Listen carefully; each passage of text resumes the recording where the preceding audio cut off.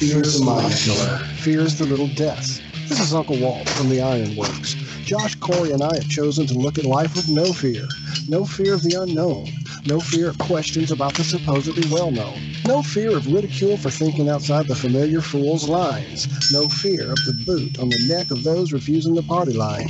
No fear of taking on those so convinced of their beliefs they would sooner drink the Kool-Aid than believe they've been fools made. In this world filled with Meakin cattle think, can truth's protective layers be peeled back to show the tender, juicy pink? Are we all just grist for the mill? Souls sold against our will, or is that just how it feels? When you're filled to the rim with triviality so fear-filled and grim, break clear of the fear. Right here, Tuesdays and Fridays at 2 a.m. on TFR. Josh and I and you will hammer out the impurities of technology-driven groupthink, fold in a dash of logic, and pinch it all with a bit of absurdity. The Ironworks. Break clear of the fear.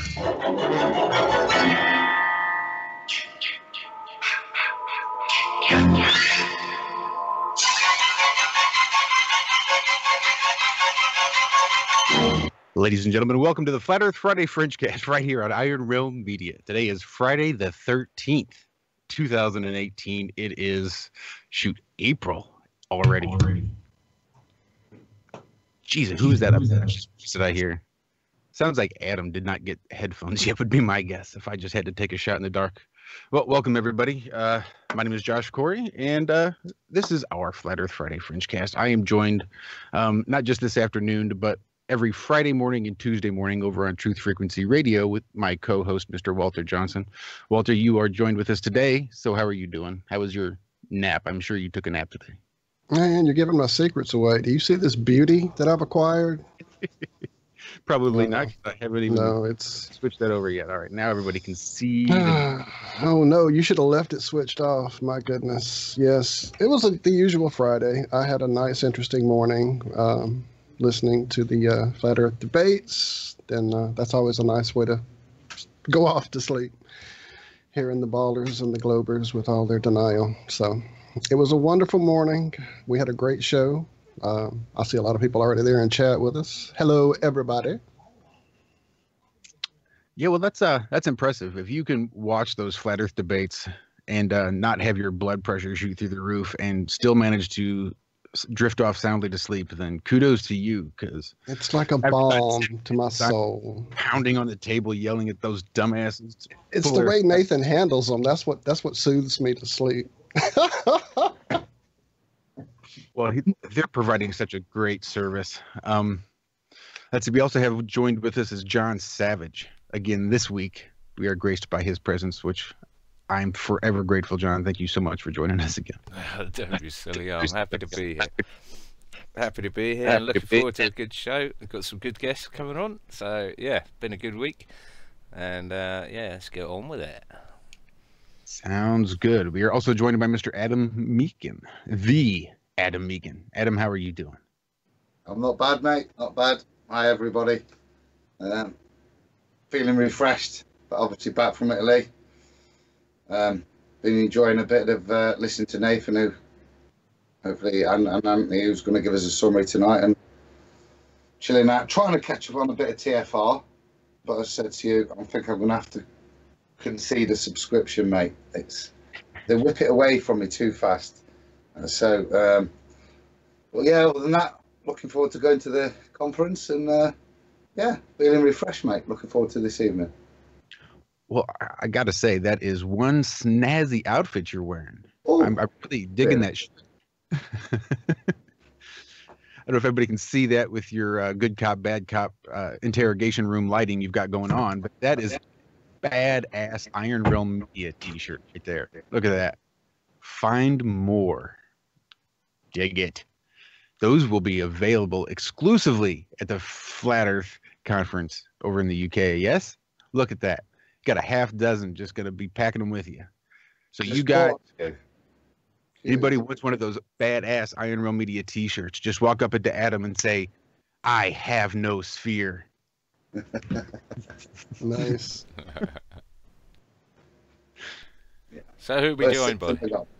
Oh, well, we have an awesome show today. Again, these are some real public servants. We are joined by Nathan Oakley and Anthony Riley for an update. We had them on, what was this, like 3 months ago, something like that? I probably should have checked. That would have been some nice work to have done. But we had them on talking about their QED and their Isle of Man footage. And I don't know, it seems like in the chat, the Ball Earth trolls seem to have let up at least a little bit. And I think that is due in no small part to what these two gentlemen are doing over there on Nathan's channel. And that is basically giving all of these ballers a nice little therapy session. They get to vent their frustrations out on them so they don't have to come do it to the rest of the Flat Earth community. So, gentlemen, I really appreciate what you're doing, and you are just tearing them up over there. That is great. Thanks. It's good fun. Not gonna lie. Yeah, I don't think they're actually taking it easy. I think they're actually on another boycott for some reason. Don't ask me why, but they seem to be. Do they come in waves? Well, at the moment, we only learnt of this new boycott in the last couple of days. But the way we interpret it, it seems to be consistent with them getting absolutely slaughtered when it comes to the requirement and the burden of proof element to be satisfied. Because according to them, the preponderance of science is in their favour. Yet when you ask them for this science evidence, there is none. So they have this rhetoric, this stance, this perception, this rhetoric that they project on us and everybody else. When push comes to shove, there really isn't anything there. For the last week or so, they've been pushing this EATVOS or ETVOS effect. For those of you that don't know, it's where you get a weight and you travel it east to west or west to east, and you're going either with the spin of the Earth or against the spin of the Earth.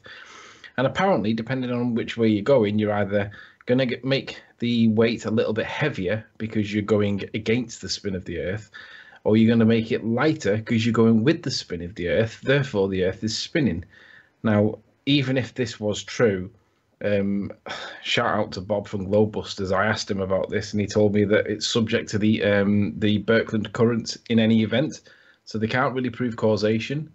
But even if they were doing it, there's a really cool centrifuge experiment which Chris Monk-Selly gave me, and he said that basically if you get the test tubes and you spin them in a centrifuge, what happens is all the objects of mass get thrown to the outside edge of the centrifuge.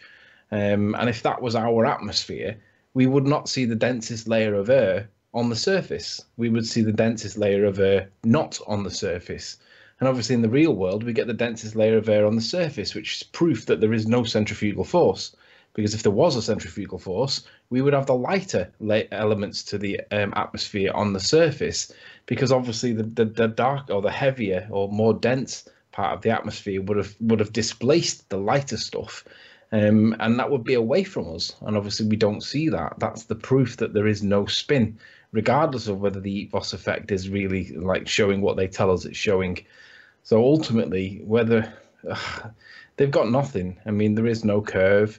Now we've found out good scientific evidence that there's no spin. I mean, gravity is a fictional nonsense ultimately anyway. But really, they're now on this boycott because they have nothing. Not because they're getting battered from pillar to post. They've got no proof of whatsoever.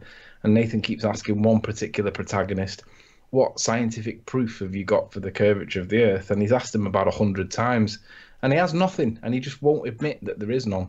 So each time they keep asking and keep asking and keep asking and keep asking, and he won't admit that there is none. But ultimately, he's going to have to admit it because there is none, and he hasn't got anything to produce. It's glorious. This is what I like about you know, your channel, Nathan and Tony, and how you run it. Like it's like run like a court, isn't it, Semi? With terms with evidence that is graded evidence. I love that video you did, Tony, on distinguishing different types of evidence. And it really does put them, I mean, you're not just pulling this out your arse either, Tony. You're a solicitor, aren't you? Well, I'm qualified, but not in practice. I'm actually self-employed. I've got a couple of small businesses, primarily because they earn me more money. But ultimately, I'm qualified. But it gives you that background, doesn't it? Well, yeah, because I was taught in evidence, and that was the one thing that was one of the biggest things in all my legal training. I got an undergrad in law, I got a postgraduate diploma in legal practice, and both of those qualifications involve quite a lot of evidence in terms of knowing what's credible evidence and what's not strong evidence, what's admissible evidence, what's inadmissible evidence, knowing what the legal procedure is, both in criminal and in civil law, and obviously knowing how strong your case is. Fundamentally, if you've got a weak case, the advice is really, for a reason, don't bother pursuing this because you're probably going to lose. And this is why I came into Flat Earth, because I was curious about it. I was like, well, what evidence is there? That can't be that hard to work out how strong their case is. And that's and I was looking. Where I sort of can see where you're coming from as well, because I've got legal background as well. So it all came down to the evidence for me, and if you haven't got it, then you haven't really got a case. And that's what I've seen in 3 years, that the ball Earth, the heliocentric model, just literally doesn't have a case. I agree completely. I mean, it's funny because Nathan has a debate show, but there is no debate, really. There's no evidence, there's no debate, there is no real show for Nathan. However, the new people that are coming into Flat Earth that have not seen it before, that are on their own little journey, they've got to start somewhere. We all started somewhere. I started at the beginning. We all started at the beginning. But if they come into the debate now, after all that advertising from plain media and advertising billboards and all that, they've already missed the debate. The debate's over. There is no evidence. The Earth is not a ball. It is not spinning. There is no such thing as gravity. But if you come into the conversation now, not realizing that it's over, then you're going to go places and listen to these idiots that are telling you that there is gravity, that there is rotation. And if you don't know that there's not, or you don't see the arguments against it to say that there's not, and obviously find out that there is no evidence to support it, you are going to still think probably it is a ball. So, I mean, there is a valid place for the debate show, even though the debate is over. It's to stop the new people coming into it from thinking it might still be a ball. And putting it on record and having these, you know, these will be available for anyone who wants to see. I mean, Nathan, you must be pretty chuffed with how your channel's turned out and is going. Yeah, I'm quite pleased. I mean, I picked the debate because I think it's got longevity, and I wanted to do something that I could continue to do without like having to search out guests and such like. But as much as I completely agree with Anthony, the debate is over. You know, that the Earth is flat. It's obvious and observable. I say that quite frequently because it is. That's just how the world is. Now, there's going to be some people who are moderately accepting of those details, and there's going to be people who are staunchly against those details, regardless of the facts of the matter. You know, you can go out and you can observe it, or you can revert back to your textbooks and what they tell you and how well you can parrot them. And that won't win in an argument about flat Earth, because it is about, as Anthony keeps saying, it's about the evidence. And often on the debates where people or flat earthers are perceived to lose is when they talk at cross purposes. So you get people who will talk about a model, and you'll have a flat earther talking about what happens in the real world, and they don't necessarily see the distinction that the person that they're fighting with isn't talking about anything in the real world whatsoever. They're just talking about their model and nothing else. But the flat earthers try to combat it with real world examples. And it's like, you're never going to beat their model. Now that you're talking about their model, you've effectively lost this argument, because we're now talking about a model. and you can make the model do whatever you like. You can make it work out mathematically, and it will be just so. But unfortunately, we don't live on a model. You know, we live in the real world. That's that's a bit of a showstopper for them, really, though, isn't it? Before we get too heavily into that, I think part of the one reason I wanted Nathan and Anthony on tonight was to, as we've all said, we've looked at the evidence, we've judged what actual real evidence is there, and we all might have slightly different opinions in that. And I think one of the places they've took the ballers to is to this realm of what evidence the ballers are prepared to accept, so that now evidence that is by consensus is accepted as truth. And also this week I've heard evidence because of NASA, because they're credible sources, their evidence is also therefore true. And with that in mind, part of the guys have a counter argument, and I've just got a little bit of evidence. I'll just screen share it, and it comes from NORAD, which I hope everybody's aware of and heard of, and probably could vouch to say they're probably pretty credible. So I was researching their stuff, and what I have found is that they actually have an official Santa tracking site, Anthony. And, you know, this isn't just some kind of made up game. This is, you know, credible resources from a credible source. And they've actually got images of Santa all over the world at different points. I mean, I think, I'm not sure where we are here, but if I skip through, you might recognize some of the famous places where they've... Is that a composite, Adam? No, I don't know, mate. It probably is been enhanced in some way, this image. I wouldn't deny that. Based on a real photo, though, so it's... Look, we're in London. There's the London Eye, so it's got to be real, yeah. Yeah, it's based on a real photo, so it's acceptable. But this is NORAD, so it is a credible source. So I just thought I'd bring it to your attention, because I know that you guys have been... There is no way they could cover this up. You know how many parents would have to be in on this lie? Yeah. I mean, speaking of credible sources, though, you sort of mentioned NASA. I know you're laughing, you're joking, but I mean, in a court of law, NASA would be deemed an unreliable witness. They've already been shown hundreds of times to be misleading and outright lying. I mean, you know, do I have to mention the moon? But they wouldn't be allowed as admissible witnesses in a court of law, would they, Anthony, do you think? The credibility would be there, wouldn't it, on face value? You would have to prove and discredit them with evidence that they are lying, which isn't that difficult to do, but on face value they would be credible, absolutely. Government state funded, aren't they? They are one of the biggest organisations in the world, so they would have prima facie, they would have credible status. However, you could discredit them pretty easily with not that much effort. Exactly. I mean, it wouldn't take much for a prosecution or to just pull them to pieces. Yeah, well, it would be a bung. That's what it would take. Because they wouldn't show up to start with, because it would be a court of law, and that would deem them, you know, having to answer questions they really have avoided for the past 50 years, you know. 60 years, good grief. The Santa point's quite an interesting one, because if you look at their evidential burden that they accept to be true. Oh, hang on, am I getting feedback? The issue is, how could you prove that Santa was fake? Because there is a preponderance of evidence that Santa's real. And obviously, with regards to the ISS, we can look up at a certain, in the night sky on a certain night of the year, and we can see Santa. We can track him. We know what he looks like. There's going to be videos everywhere. He satisfies the burden of proof. How do you distinguish that it's fake, not real, fictitious? Because the evidence is there. The evidence is obviously he is a real thing. So it's not that easy to you have to use your discernment. And obviously, Flat Earth's one of those things where you have to make your own mind up, and ultimately it's down to you to work it out. But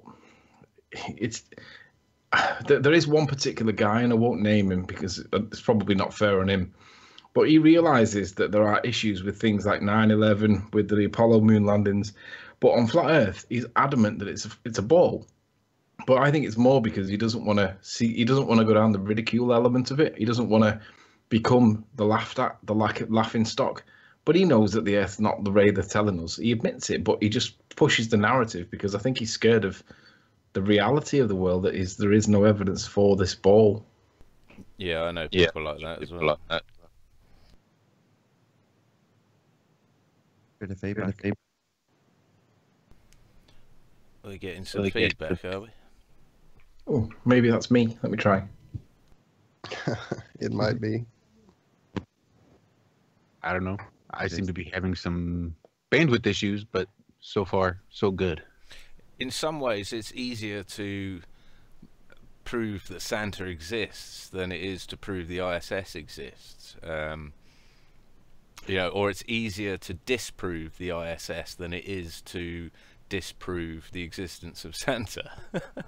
Yeah, because what's the difference between being told the ISS will pass over your head on a given date at a given time and being told that Father Christmas is going to pass over London at a certain time on New Year's Eve? Because if you look up, you can probably convince yourself that there's a moving light in the sky that you believe to be Santa. And if they tell you to look up at the right time, knowing that there's probably a comet at the same time that does the same thing, you'd well believe that that was Santa. And you can there's no child on Earth probably that doesn't claim to have seen Santa around Christmas time.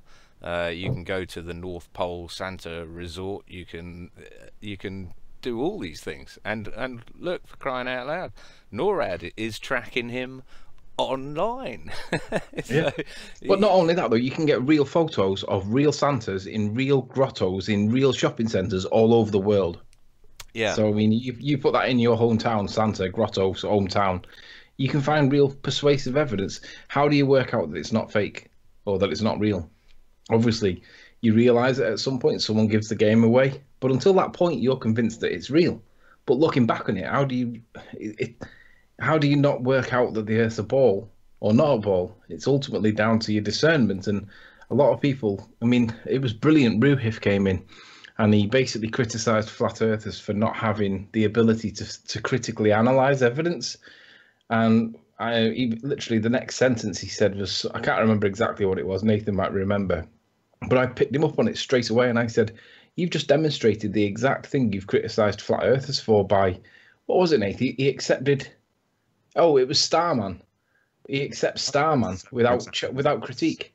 They do it fairly frequently, but I think with Ruhif, the Starman was the first thing. The second thing was somebody had presented a piece of ball Earth evidence. And literally, following the Isle of Man presentation, there was obviously non-stop debate about Anthony's position, about his elevation, etc., his location. Whereas when they presented the same format, just as, piece of evidence, piece of footage that's ball Earth proof, no evidence at all for where the location is, what the height is. But Ruhif was just prepared to take the person who gave him the evidence at his word without checking a single thing about it. It's like, oh yeah, well, he told me. But the funny thing about that was this was a ship in the background of another ship, and it looked like there was curve, video, isn't it? Huh? It's the Wolfie mirrored video that Wolfie has done. Yeah. It was Wolfie's mirrored video, right? So they've got this ship in the background. It's a big cargo ship full of cargo containers. They've got a ship in the foreground to give a bit of depth, and basically it does look like there's curve there. Now, in this conversation that they were having, they were telling us how much it's consistent with the curvature of the Earth because of this reason, that reason, the other reason. And you know what? They never even mentioned refraction once. Isn't it funny that when they need refraction, right, and to make things look curved when they look to be flat, they can make refraction do anything they want. But when it's something that supports their position, refraction is just not even an issue. They don't even mention it. And I just find that so hypocritical. It's because we could obviously, of course, we could argue that refraction is the reason why it bends up. I did consider doing that, but I felt that they weren't ready for it at this point. We could argue it from other angles. But when refraction suits, it bends around to any way they want it. When it suits them and they need it, it'll do what they want. But when it doesn't suit them, they can so conveniently forget about it. It's laughable. Just while Adam's got this Santa Claus footage, because obviously you've descended it into farce to a certain degree, Adam, and I understand why. It's following following suit with Anthony, who did exactly the same thing when asked to, provide credible evidence of NASA. Before they could even present the first NASA film, Anthony had got Santa Claus on the page. So I understand where this is going, but for the audience, it's like, well, I can look at that picture and see that it's a farce. And I today managed to corner the same person whose name's not been mentioned with a slightly better example. Better, and I hope you'll agree with me when you hear it. But essentially, I asked him about cars and car adverts and said, have you seen any car adverts recently? And he basically got to the point where he was, he didn't even want to concede that. But eventually he did. He's like, yes, I've seen car adverts. I was like, and were the cars real? He said, oh, yeah, he laughed. Of course they were real. And I was like, no, wrong. They're not real. Most car adverts are made with CGI these days. They don't actually film a car. It's just miles more expensive to polish up and get a set ready and, close a road. You can create the whole thing in CGI much, much, much cheaper. So that's exactly what the manufacturers do. So cars aren't really cars on car adverts. But the point I was trying to make with him is that without giving it much consideration, you just accept what you see on the screen. That's a car on screen. It's a car on screen. Why would I give it any further consideration? And the same thing applies to space. Brilliant. Great point. I'd add another level. The point I was trying to make there was that, whether it be for nefarious reasons, as we suggest, or light-hearted reasons, these are institutions that have put their name to something. Now, hopefully we're intelligent enough to have discernment there. But like you say, the level of discernment is a fine point, and how it's perceived can be a sliding scale. We look at the NASA stuff, and these guys are swearing it's true. And as you said, there are kids that would swear that I remember showing it my kids, the NORAD NASA, and it was real. So I think the point I was trying to make really is that, these institutions aren't averse necessarily to pulling the wool over your eyes a little bit as well, and some people might actually believe it still. Yeah, this reminds me of that one line out of the Jim Carrey film. What was that Jim Carrey film called? Truman Show. Yeah, the Truman Show, where he said people accept the world that they are presented. If they present to you that a rocket goes up into space and goes to the moon, and people are sat there playing golf or whatever it was they did, people will accept it if they can make it look persuasive enough. But the funny thing is the critical thinking element of it, which is what Ruhif was criticising flat earthers for not having, doesn't seem to apply with the Apollo moon missions. The critical element isn't there, and it's like, guys, there are massive problems with this, and there are many of them. You turn a blind eye to them all. They just can't get it into their head that there is problems with it. They just think that there's some other logical explanation, therefore they're happy with it. But this is where we come back to what we were talking about earlier, off air, about people.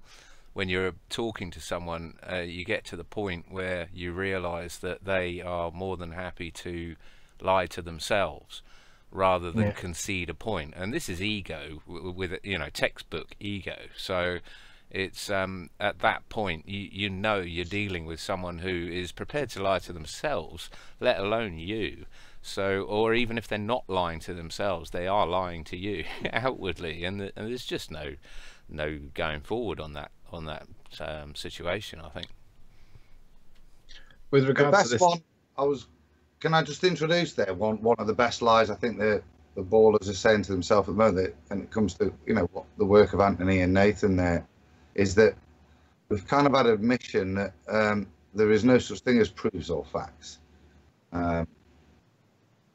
No, what they've said is that science can't prove anything. And science doesn't prove anything was the retort.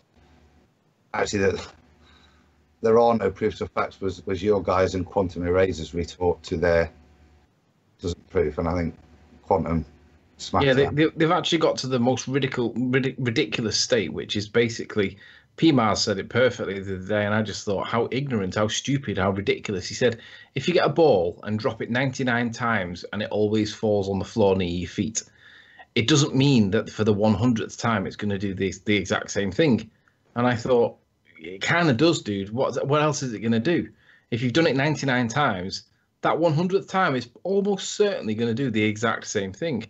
okay, theoretically it might not do, but practically it's going to do the same thing if you've done it 99 times. I mean, it's the definition of insanity to carry on doing something in the belief that it might do something different, which is essentially his point that he's arguing. He's trying to argue that there is that chance that it could do something different. Yeah, that satisfies the definition of insanity, P. Mars. If you want to believe that, that's fine. It also satisfies the definition of science. It's supposed to be systematically tested, and in terms of the current accepted standards of science, they're using peer review. So when you come to challenge it, you're not in a position to challenge it, unless you're already indoctrinated in the ways of that particular subject matter. So you've got your arm behind your back before you even begin if you're trying to debunk this stuff. But then, like you say, Quantum Eraser comes along and says, well, let's break this stuff down. What is science? What is the scientific method? How is it applied? Or in the case of the ball, how is it not applied? And that's where we've had them over a barrel, just saying, well, you're the guys who lay down the rules in terms of how science is. And according to them, the whole body of science is behind the belief of sphere Earth. So if you're all behind it, it's like, where's your evidence? And in Anthony's example, he's saying 99 times of dropping a ball. We're asking them for what the last 2,000 years of globe Earth acceptance has actually afforded them as proof. And they're coming to us with an experiment we can do going forward. So it's not even 99 times. They haven't dropped the ball at all. They're going, you can go out and drop the ball for the first time now with this experiment that you can do. Yeah. And that's kind of what they keep bringing.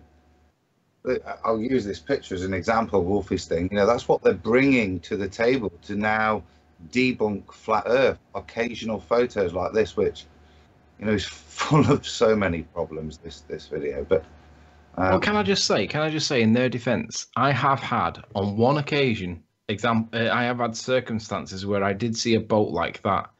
Now, in this one occasion, I've been to this same site 10, 12 times, never seen anything like it in my life. It's always appeared to be flat. On one occasion, I did go there and I did see what looked like curve. And I produced it. I said, hey, I found that curve. And everyone was like, hey, great, you've become a baller.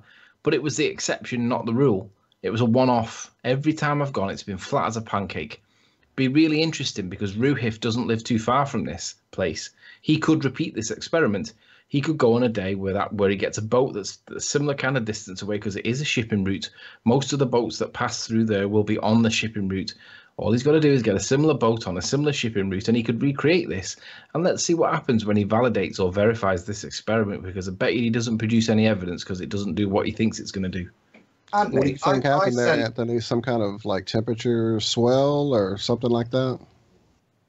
Sorry, I missed that. When you got that curve in the video you're talking about, what do you think caused that? Like some kind of temperature swell? Well, for me, it was an exceptionally cold day. It was for me, in my opinion, it was because it was very cold. Can I, on this one, Anthony, I kind of sent a mumbled tweet to Nathan about this one, but when I saw this one, I saw this picture here, and outside of all that detailed stuff where we looked at, refraction and the temperature gradients required, all that level, as I look at this picture from doing my Lego shots, what I see here is the boat on the water, okay, and I see the boat behind with the supposed curvature, but then I also see the water higher than the level of the boat. Well, if we're on a ball, this water behind the boat cannot be higher than the water in the front of the boat if we're on a ball, unless, of course, your camera's angled so far back to create the point that actually it's higher than the foreground water. Well, on that shot. What would that would mean that the boat? I mean, depends on what the maths are involved are, but that boat would have to be very, very close to the camera because it would be before the horizon, and the average 6 foot guy 3 miles to the horizon. I think the guy was at 10 meters. You'd have to do the maths. I don't know the answer to that question, but but the water in the background.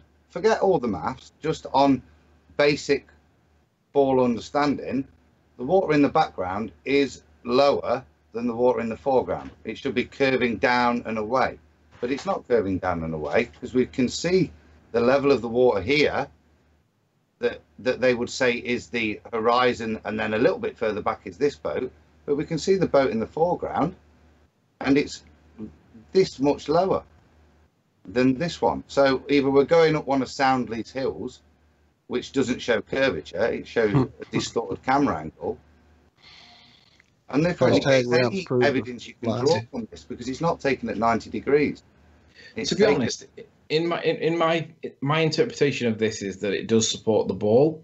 However, it's the exception rather than rule, and it's subject to being validated and verified by other people, because you can't have it once, right? Well, like I said, I've had it once. I think it has to be something to do with temperature. The reason I ask, here, I'm going to show you guys something on my screen really quick. Hang on. Well, whilst let me know if you can see it. It's ready. I've got it ready. Can you see my screen? Let me come off, Walt, before. I didn't know you were sharing. I'm sorry. Yeah, I'm off. That's cool. Okay, this happened during the last eclipse here. I was filming it, and I saw that the light column was broken. It's going to jitter a bit. I'm going to zoom in here in a second. So the light column being broken really was like, okay, if the water surface is flat, how is this light column being broken? So I know the area, and I know how the currents work there. So I knew it was a swell in the temperature right there. It swelled up the water in that little spot. You see it broken right here. So that's what I think probably is your exception to the rule, just from what I'm seeing and experiencing down here in the South Louisiana waters anyway. Well, the better example for me is Soundly himself. Soundly did his 8-mile observation with where he had the bridge, and he put 8 lamps basically roughly in a mile apart. And over 8 miles, you are going to see some curvature, because obviously that's where Bedford Level's experiment was done at 5 miles. Soundly did 8, and he was expecting to see curve. But when he did his time-lapse video, and you can go look on his channel and you can find it, you can see that there was no curve. But you can also see that all the lights independently danced relative to themselves. Some of the lights were bending up at the times when other lights were bending down, and they were literally dancing. Now that tells me that light bends up as well as down, not just down the way we're told. And it makes sense to me logically that the boat in the background is simply the victim of light bending up at one point and chopping the bottom off. That's all it is. Can't prove it. But, there you go. I like that. But they're happy to accept that it's curve, and I'm like, well, we know that light bends up as well as down. So, well, how about this, Tony? That we know that as things go further distance away from us, that they do start disappearing from the hull up. I mean, that's observable on a flat surface as well as what they claim ships going over the horizons are. I mean, you can do it with a lighter like Phuket would, across a playground. This is easily repeatable. We know that there is a mirror band on the horizon that distorts everything, can cause mirages, and generally makes the object disappear from the bottom up. So what I would suggest is that these pictures that we're seeing, where you're seeing these container ships look as though they're going down the escalator, because that's how they look. None of those containers are tilted away or anything like that to any degree. Is that it was an exceptionally clear day, that they could see so far that they could see this container ship, but it's starting to disappear from the bottom up. And I'd suggest the same was true when you saw your exception. You said it was incredibly cold, which would mean that you would be able to see a lot further. So the boat in the background would be much further away. On a normal day, you may have seen the boat in the foreground, but the one in the background would have been obscured by crud in the air or moisture, etc. So I think all of this comes down to atmospheric conditions on the day. I agree. There's 2 comments that you can make in response to that, and the first one is to really give the rumpus a little bit of credit, because previously the obstruction, formerly known as curvature, which is what we now playfully call it, used to be known on our channel as dirty air, because we didn't really know what to call it. It was just a name that we needed to give it that was not scientific, but allowed people to know what we were referring to, which is that little tiny band sits on the horizon, and it does obscure what we see. It is opaque. Now, that previously was described as the curvature because it was the obstruction, and now at least the Rumpus and Slice Arcane do actually acknowledge that the obstruction that we see on the horizon isn't actually the curvature anymore.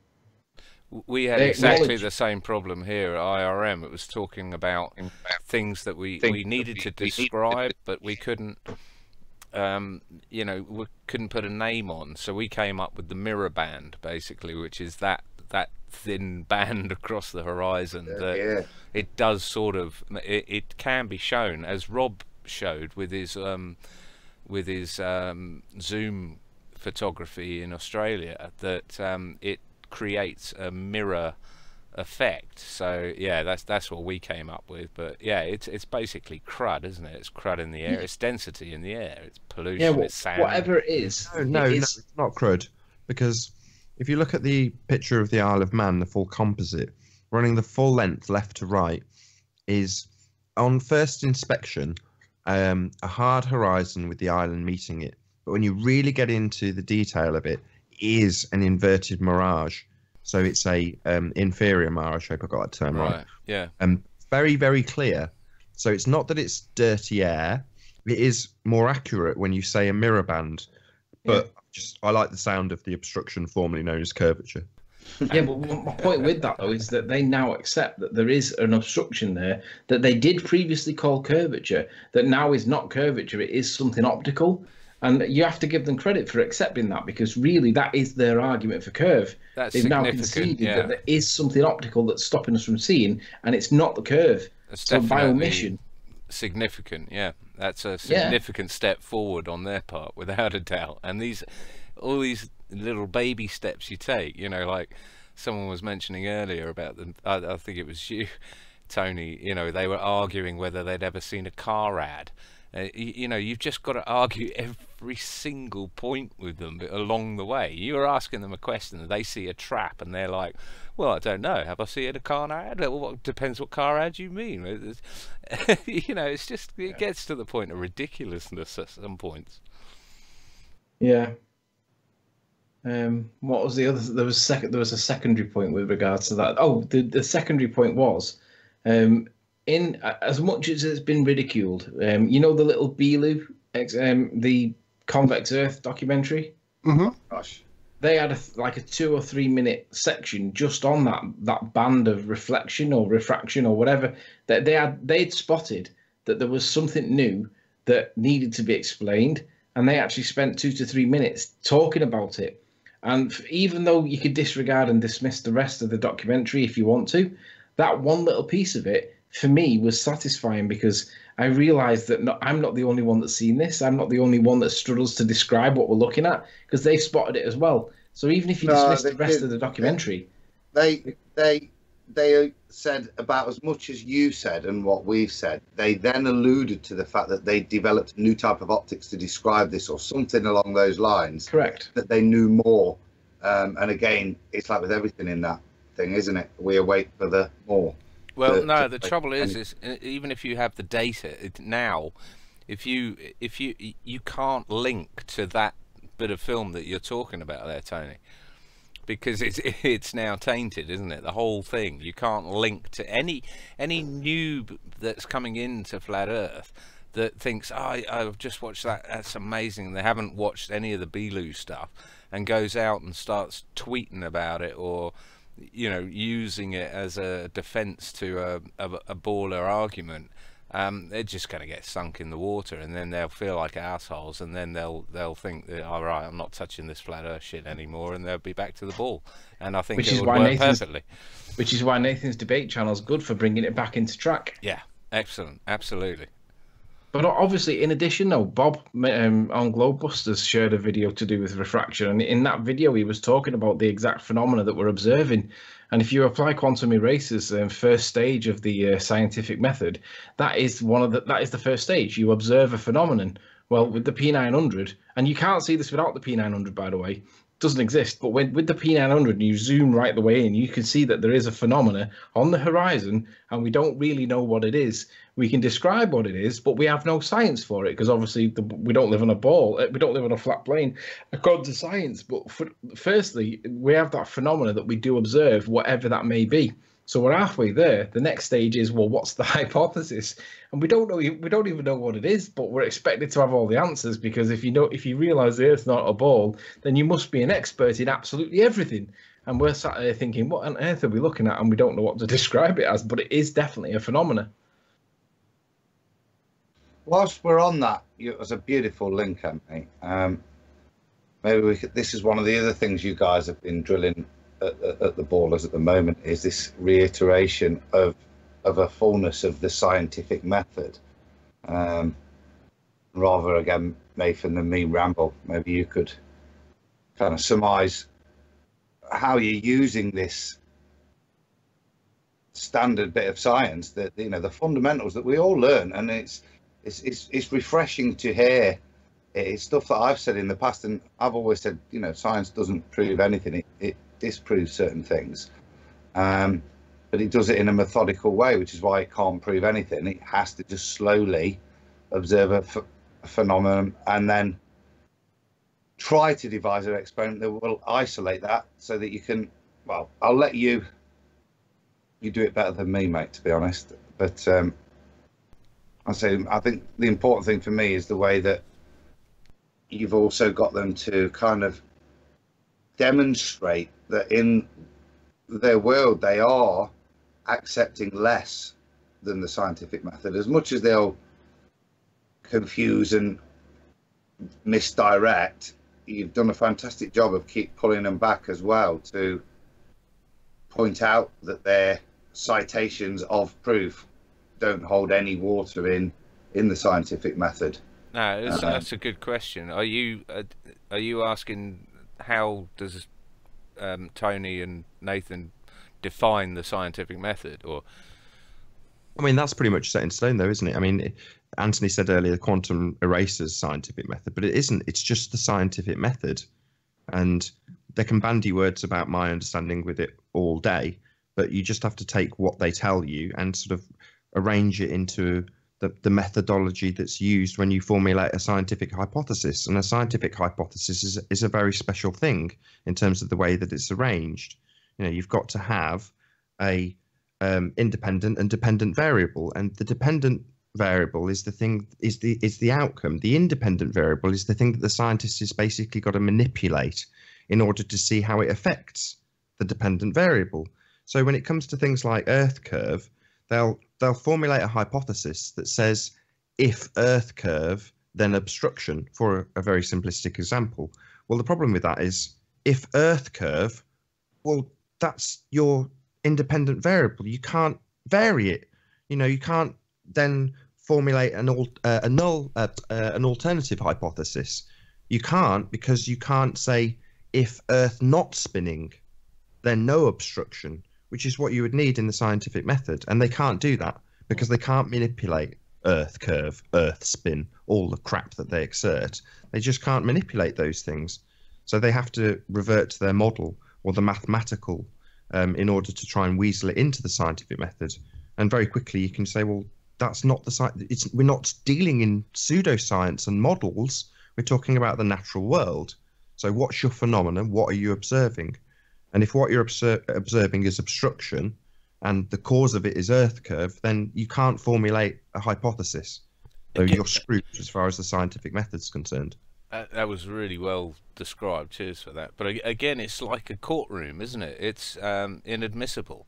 It's not, you know, it might be the most fanciful, you know, someone's theory of what happened, you know, leading the witness, or you're asking them to conjecture on something. It doesn't matter. It's inadmissible because it's not following the scientific method. So it's bizarre. It seems the scientific method just gets taught at school, gets understood, and then gets discarded as soon as you pick up a new scientist magazine or anything along those lines. It's worth giving a shout out to a comment that Ranty's just put in chat. Basically, Jaren did it recently with one of his most recent videos. He mentioned how the horizon is an apparent horizon. It's not an actual horizon, because there are things that manipulate the horizon that we see, and that which we perceive to be the hard horizon, obviously where the water meets the sky, It's not actually the real horizon. It's an apparent horizon. And we also accept and realize, based on these mirage, these blockages or this mirror line or whatever you want to call it, we realize that this is not a real hard horizon. Now, I recently put a video on my channel about theodolites and the rumpus, because he made a claim that for £25 you could go to the beach with a theodolite and you could measure with one simple sum the curvature of the Earth. And basically we checked it, and basically he's lied. It's not true, because you can't go to a horizon with your theodolite, because the horizon's not an actual horizon. And it's a brilliant video because rumpus was cornered good style. Can I just add something to that? Well, this is the scenario we're asking currently. It was the other way around last time we spoke to you, but currently we're asking the Globers to present their proof of Earth curvature, or present their proof of the spinning ball religion that they all adhere to. And what we get is never, here's what somebody did 100 years ago, and it's been repeated 99 times. Why would you ever think that the 100th time would fail? That's never what we're presented with. We are always presented with, here's what we can do going forward. You can go to the beach at St. Bees with a theodolite and prove it to yourself. Now, you're not repeating something that's been, validated, repeated 100 times and is, now taught in schools as here's the scientific proof of Earth curvature. This is just something we can do going forward.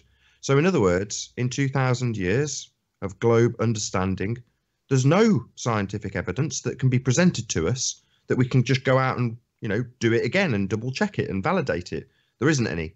We can just do it for ourselves going forward. So even though there's been 2,000 years of acceptance, Flat Earth and Globe Earth are essentially on the same playing field at the moment. They've both got to go and prove it to the observer going forward. Bedford levels, isn't it? They don't teach you or take you in busloads of school children to the Bedford levels to show how that was wrong. It's like you say, it's this is what you can do, a brand new experiment for yourself that's never, there's nothing recorded on it previously.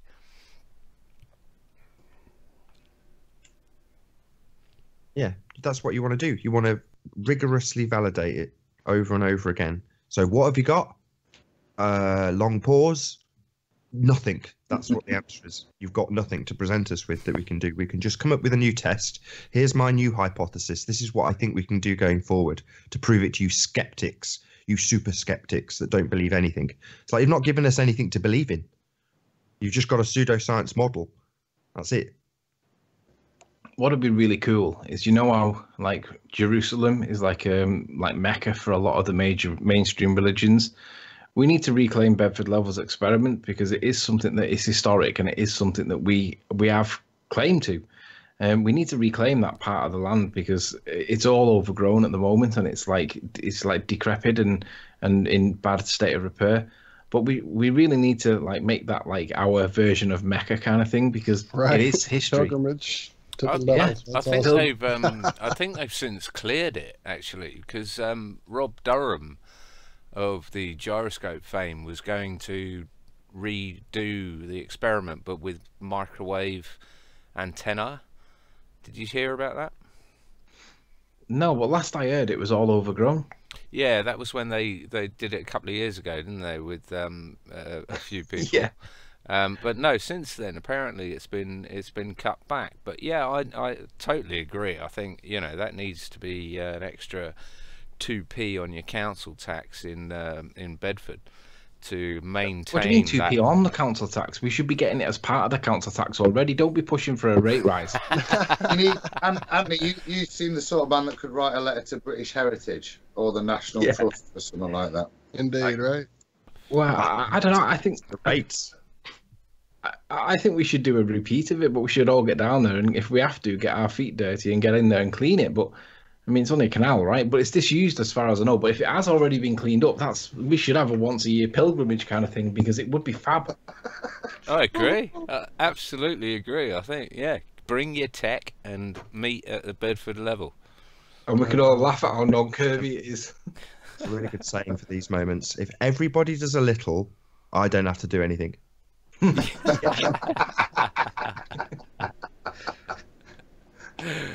Yeah, and nothing gets done. Well, interestingly though, the fact that we're talking about the Bedford Lovers experiment, if you remind yourself of what happened in that with regards to Wallace, who was the protagonist against the Bedford Lovers experiment, he basically did what the Rumpus does in chat in the debates channel. Wallace claimed that he basically went to repeat the experiment, and he said these results are entirely what you would expect with the results of refraction, and that's exactly, we have the same discussion right now. Wallace is the Rumpus. And obviously, if you look at the Rumpus, if you look at the meaning of the word Rumpus, it means to cause an argument or a fight, which is exactly what he does. But what Wallace did was completely change the original experiment and go, there you go, see, it's curved. Yeah, but his claim was that it was because it was entirely consistent with the effects of refraction, which is nonsense because refraction doesn't do what they tell us it does. But that was the reason why the guy ended up in jail as a direct result, because he knew he was a fraud. It's brilliant, that story. If you don't know the story, you should look into it. No, I think it's great. I think it was well described in Rowbotham's Zetetic Astronomy, wasn't it? I think, because he was all part of it, obviously, so he knew, he was a first-hand witness to what happened after, and I think he dedicates sort of half a chapter to describing that story. I think it's brilliant. Yeah, that story's fab. We're heading up. We're heading up to the hour, Josh. Should we, before we think it, just a couple of little points, lads. Just wanted to mention just on what you have also got the ballers, in case anybody's out there and they want to, when they're engaging in an argument with ballers, you have proved that, or they've made a declaration that Google is not a valid model. Yeah, Google Earth is not their working model. They now say nobody pushes it. Adam, I reckon we can go through these one by one after the break. I mean, each one of them needs a full description, though, doesn't it? Because these are significant, these are significant back steps on our unlevel playing field. There is only one more after that, and that is that you can see your own arse through a powerful enough telescope because of non-standard refraction. Yeah, but with a powerful enough zoom, on a clear enough day with a powerful enough zoom and a bit of Paul's maths, you can see your own arse in the telescope. That was a brilliant line. Yeah, we all know that. Yeah, yeah. I mean, if anyone hasn't done that, then please do it, because it's amazing looking at your own arse around the world. It's incredible. Yeah. Before the break, can I give that an explanation properly for the audience who are thinking, what the hell are they talking about? Please, Nathan. Okay, so basically you've got a model of Earth which is spherical, and if it's inconvenient enough that we see things that don't match with that model, we have this magical force called refraction that brings things back from beyond the curve. It's amazing. It's very, very useful for globers when things shouldn't be there. And it's, in essence, Anthony and Ranty and I all put our hands in the air during the debate process because we'd made an error. We had scaled our interpretation of what we could see too big and said we could see further than we could. So we said we can see Ireland, and we couldn't. And in essence, to get around that, based on the fact that nobody in the debate actually knew what anything was, no one knew what we could actually see at that stage, the get out from Paul Voigt was to say that if we are seeing Ireland, it is simply the effect of refraction being increased to the point where if you had a clear enough day, you could literally see all the way around the world if you had a strong enough zoom. So you could literally see your own arse in a telescope based on the mathematics of refraction to bring things back on a sphere Earth where things should not be there. So and he's not being original there either. He's quoting Newton, actually, who said that if you fired a cannonball hard enough and fast and the right angle, it would come back around over your head. So he's actually probably, well, I imagine, yeah, he's repeating what he's heard. No, I think we were pushing him. That from Newton to be like more translatable to the ISS, as in it's constantly falling around the Earth. That's in terms it. Of, yeah. right. Yeah. So you get it at the right angle, then you're going to have a cannonball running over your head every 90 minutes or whatever, and go, whoom, oh, look, there it is, whoom, there it is. So yeah, it's the same sort of principle of being able to. No, it's not really, I suppose, if it's eyesight as opposed to cannonballs, but yeah, along the same lines. Anyway, where's that break? No, it's not at all really, but it's all good. We'll brush past it. We'll cut that one out. Don't worry, this is only a live stream. After. Josh, where's that break? Well, Elon just sent me a text, and we'll just go ahead and edit that out in the live stream. Cool. We now have that capability. Job done. It'll still show us being live, though, right? To what? We can edit it out of the live stream, but it'll still show us live, and it won't actually highlight any edits. Oh, absolutely right. Unless you're recording it yourself right now, you'll never know we changed it. So yeah, nobody will be the wiser. That was excellent. YouTube, friendly, informative, trustworthy. No, that's a soundbite. No, Sweet. That's an outro. Sorry. Nope, we'll just go right into gravity. Might as well jump right in, and I'm just going to cross my fingers and hope it plays smoothly, because you never can tell. At least not until we get old Iron Realm 3 fired up and kinks worked out of it. We'll be live streaming smooth as silk one of these days. Nearly there. All right, so then without much further ado, we'll go ahead and play some Gravity by Cheyenne. This is a final cut via Meakin. You literally have the noisiest keyboard ever there, Tony. Sorry. It's because it's right next to the microphone. Apologies. So is music playing now, or are we still live? It's not playing yet. Oh. Well, it should be, but because I have it turned down. Let's try this. Nope, I'm still muted. Just don't worry, we'll hit a break here real soon, I promise. All right, let's try that.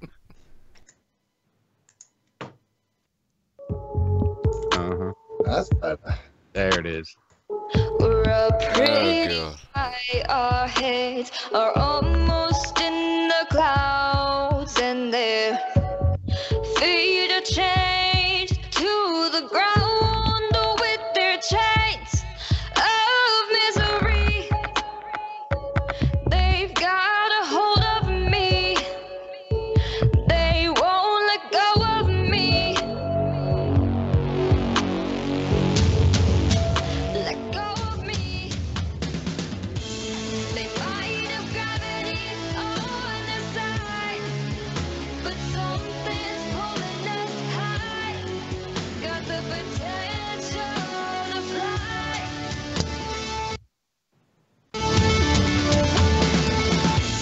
Don't let them be what holds you back from this one incredible chance. They're lucky to have had a glance at you. Are you defy gravity? They can be cruel and mean and a huge pain. Our heads are in the clouds now. Don't let them make it rain. A smile can be the sign they're missing out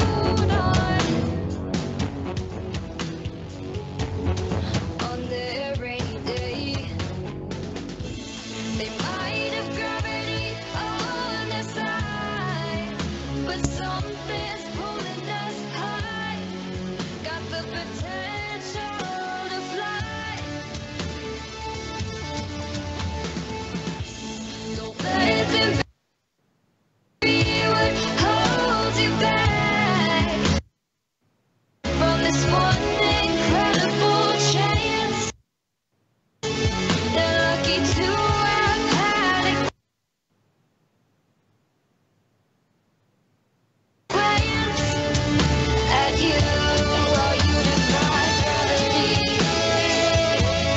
You defy gravity.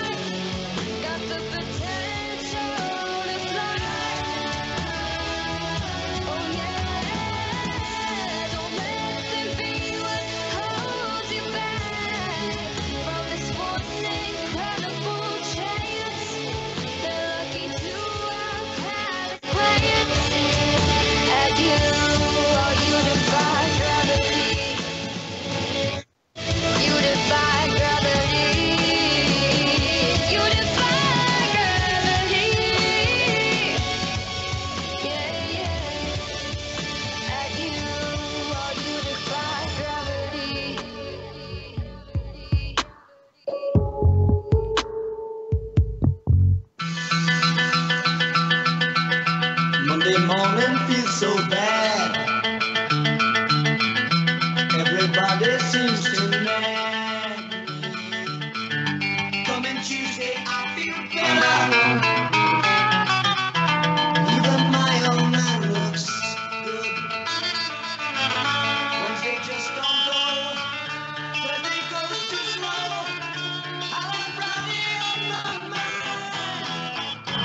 Gonna have fun in my city. Be with my girl, she's so pretty. She looks fine tonight. She's all the sight to me. I spend my friend tonight. I'll leave my head tonight. I got to get tonight. Monday I'll have Friday on my mind. Do the 5-day grind once more. There was nothing else that bothers me more than working for the rich man. Hey, I'll change that scene one day. Today I might be mad, tomorrow I'll be glad, 'cause I'm a Friday on my mind. I'm gonna have fun in my city. Be with my girl, she's so pretty. She looks fine tonight. She's all the sight to me. I spend my friend tonight. I leave my hand tonight. I got to get tonight. Monday I'll have Friday on my mind. That was the Easy Beats with Friday on My Mind, because this is Flat Earth Friday right here on IronRealmMedia. And our Flat Earth Friday FRINGE-CAST, welcome back, everybody. We're talking to Anthony Riley and Nathan Oakley. And I tell you what, the conversation's gone just about everywhere, and I am digging it. Yeah, I got nothing. You gents, take it away. Pick up where you left off. I would say it's been fun taking about ballers. Hopefully we'll get some newbies come on soon. I'm hoping that the hardcore anti-flat earthers, which is actually what we get on the panel, will eventually get sick of losing, and we'll get some, curious people that come along and ask more newbie questions, and we can be nice to them and gently flat smack them. That'd be nice, wouldn't it? Gentle. Hey, Walter, you had a video that you wanted to share real quick too, didn't you? That I told you I'd play before we went to break, and then didn't, and then said I'd play when we came back from the break, and then didn't. So let me go ahead and do that now before I forget yet again. Oh, the cameras one. Is it the cameras one? No, I don't think anybody's cameras are on. Maybe not. No, the camera video that Walt posted to us all. Oh, I don't know. See, Don't you mean the I think Walter's probably gone. Probably still getting coffee. the GPS thing with the sign in the background? no, there was a video that came out in the week that was insinuating a conspiracy with regards to cameras and what you can see through them, and it jumped up on people's feeds quickly, and I think was quickly rebutted, for want of a better word. I think Walt stuck it in and said, "What do you think of this?" And everybody came back with sort of similar. Debunk's probably the wrong word, but understanding of the perspective that was being portrayed in the thing. I'm just trying to see if I can find it. Yeah, I mean, in essence, the video was saying that if you look through something like an iPhone, it's actually 4 times less zoom than your eyes have got. And when you look through a P900, you think you're getting like 200 times zoom, but in reality, you're probably getting double what your eyes can see. And I watched it and kind of thought, well, yeah, that was exactly as I understood it, because I've taken plenty of pictures, and it would be nice if you could see in your iPhone what you could see with your own eyes. You just can't. It's considerably smaller. But yeah, that was always my understanding anyway. So if it's in some way been debunked, I'd like to hear it on account of the fact that I just looked at it and went, yep, that's exactly as I understood it. It was peer reviewed, Nathan, right? So I spoke with you guys as guys, and we all kind of had the same opinion that that's kind of like how cameras work, because you're looking in the camera. So we kind of, that was the point, but it was just one of those things that, like I said, jumped up. That claim that you just said there, it's been peer reviewed, that's the buzzword at the moment. Yeah. But obviously, peer review kind of it's a nonsense thing, because the problem is, I mean, we're all on the same side at this point. We're all pretty much happy that the Earth's not a ball.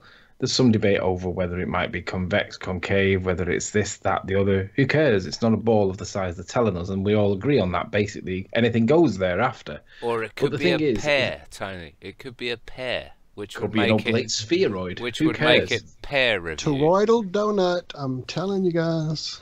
Yeah, but we all realise it's not a ball and it's not spinning. That's the most important part. But the thing with this peer review thing is that they all cite this as credible. But we could all peer review one claim that we make, and if it's then been peer reviewed by our peers, that makes it credible. Well, what's the debate show on Nathan's channel if it's not peer review? We put stuff out there, we ask them to tell us what's going on, and some things are going to be stronger than others, some things are going to be weaker than others, but in essence, it's peer review. If something stinks, they'll tell us, but it's still peer review.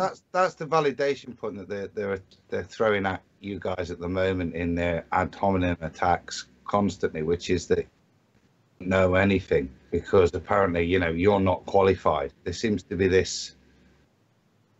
It's very immature in its academic outlook. To be honest, you should get to degree level. It's very the attitude that somebody who hasn't got a degree and hasn't progressed after degree level would have, that they seem to be presenting to you at the moment, that you've not got a degree in this, therefore you can't have any valid opinion on that. Do you know what I mean? And it's very immature what they're throwing at you, that to try and almost show that what you are providing is a form of peer review. And yeah, but the funny thing is, though, when I found out that the Rumpus had got an undergrad in physics, I'm pretty sure Adam won't mind me saying, but me and Adam both have an undergrad in a professional qualification. We both have a postgrad in a professional qualification, and the Rumpus has only got the undergrad. So when he says things like, you're not qualified to blah, blah, blah, well, actually, if we're not qualified, that also means that you're not either, because you're further down the education ladder or the academic ladder than what we are. By definition, that means that we are, quote, more intelligent than you are. But do you ever hear us bandying it round? But I have to admit, I was really pleasantly satisfied when I found out that he merely had an undergrad in physics, because he can't criticize me for being stupid or moron or idiot or lunatic. Or he actually said I had a sub 90 IQ. And I was like, really? So where are you actually? Where did you get to on this academic prowess thing? And when I found out he didn't go beyond undergrad, I was quite satisfied with that, if I'm honest, because it means that we are qualified to challenge these things, certainly more than what he is. And if that's the claim by him, neither's he either. So works both ways.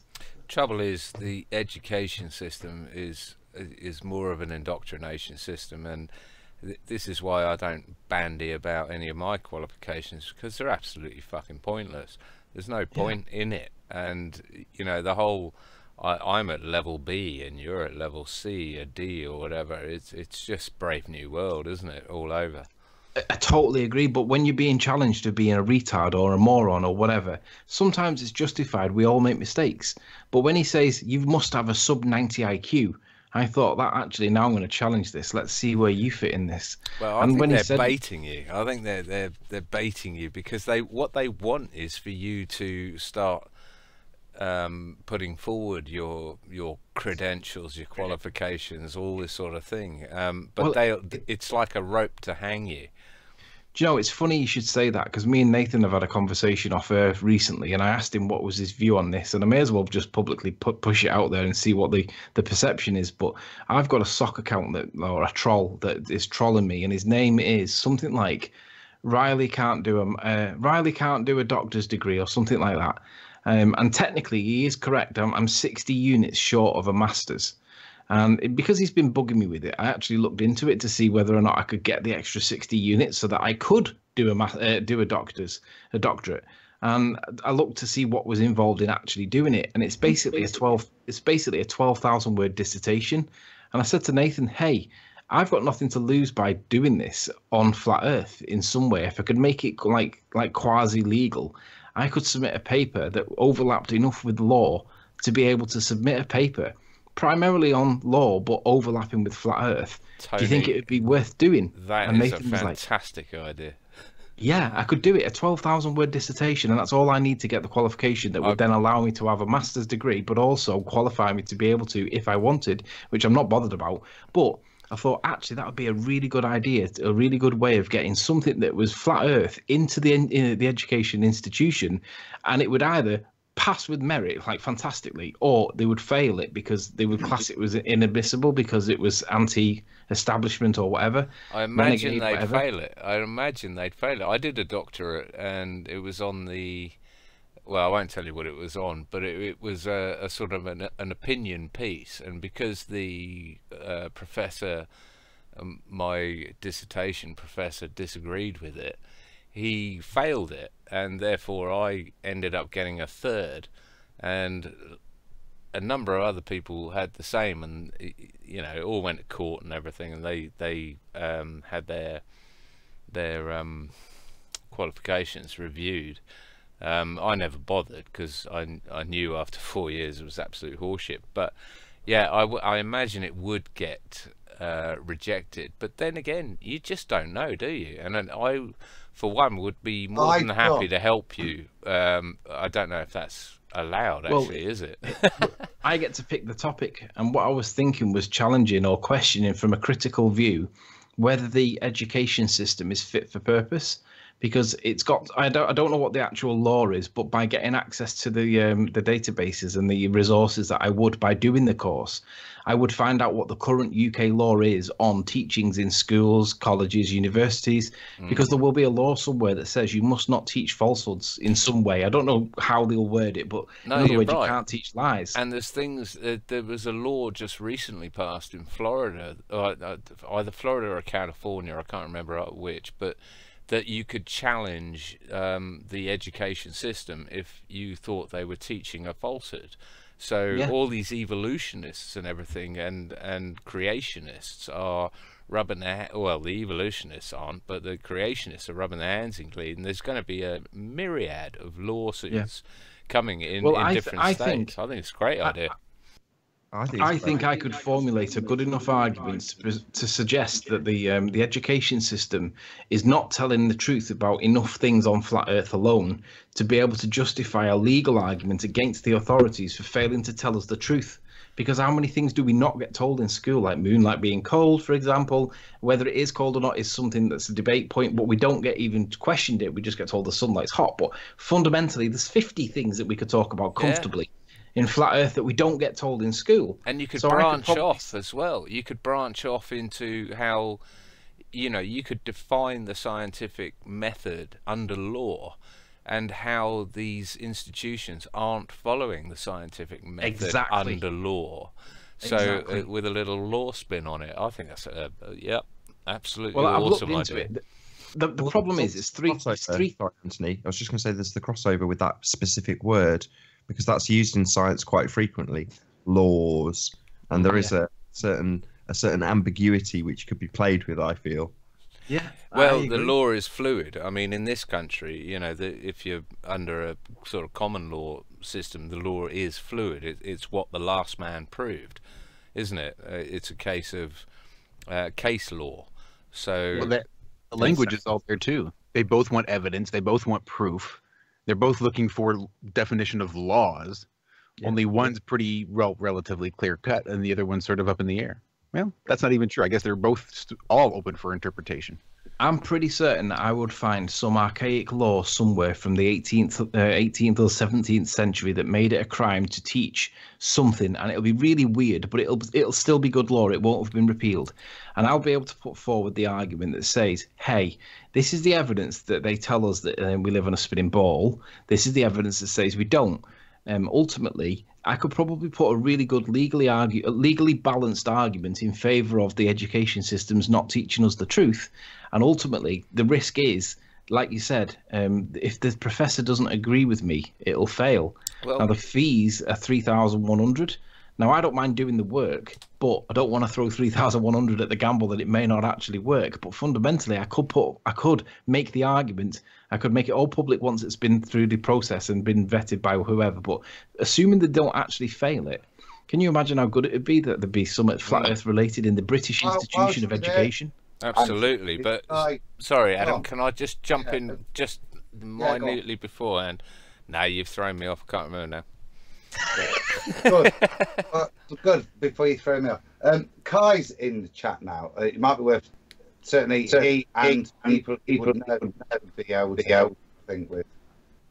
Say that again, Adam. You're echoing. Oh, our friend Kai is in the chat. Kai Holloway. Yeah, get him on. Oh, sorry. So he's a guy that would be able to stay probably in that direction. Well, And certainly if he didn't, he'd know. the law. No, that'd be awesome if Kai could come on, or we can book him up for coming on at some point, because he's written a fantastic book. Is it The Hitchhiker's Guide to? No, it was the. We'll let Kai. Post it, Kai. We'll let Kai talk about that one. It's been a while now, but what I was wondering,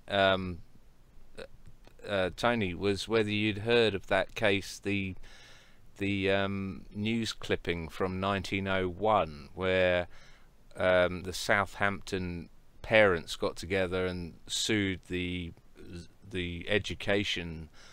government education minister at the time, and because he was teaching baller theory. Have you seen that? That's the. It was in Portsmouth. It was in Portsmouth, and it was against Lord someone or other, I'm sure. That's a good place to start. That would have the law that he was charged under, wouldn't it? Well, it did, and I looked it up. I couldn't find anything of it. It was. I'm going to have to come back to it, but yeah, good one to stick a pin in, and we'll come back to that one. But yeah, just wondering if you'd heard anything about that, Tone. Yeah, I have. I heard it was 1904, wasn't it? Not 1901, but it was. I got the impression when I read that article that it was satirical by nature. I didn't get the feeling it was real because of some of the ways. But then again, that being said, they used a different prose back then that nobody can relate to. So it may not have been satirical, but I treated it with a little bit of caution because it was difficult to judge. No, I know what you're saying. There was nothing else about it. I'd looked up the case. I looked up the names. The names were right. The Minister for Education was right at the time, and he resigned a year later or something. And there was a little bit. I'd done a little bit of surface research on it, but that would certainly be an interest. I did make a note of the grounds that they were prosecuting him on or suing him on, but I've forgotten it now. I've forgotten the act, but I looked up the act and I couldn't find it. It was like something like the Imposters Act. That rings a bell. Well, that's the kind of thing I'm looking for, because if I did do the course, it would give me access to the legal database. It's called Halsbury's Laws. And that's, when you get the weird rogue solicitor that pops up with some archaic law that still technically is good law, but nobody ever uses it. Yeah. That's how you find it. You use Halsbury's Laws to work it out, and there's something that checks to see whether or not it's legal and whether it's still when the last case was and all that kind of stuff. So it's mega, mega interesting. But for me, it's like I've never really considered doing the top up to get the masters.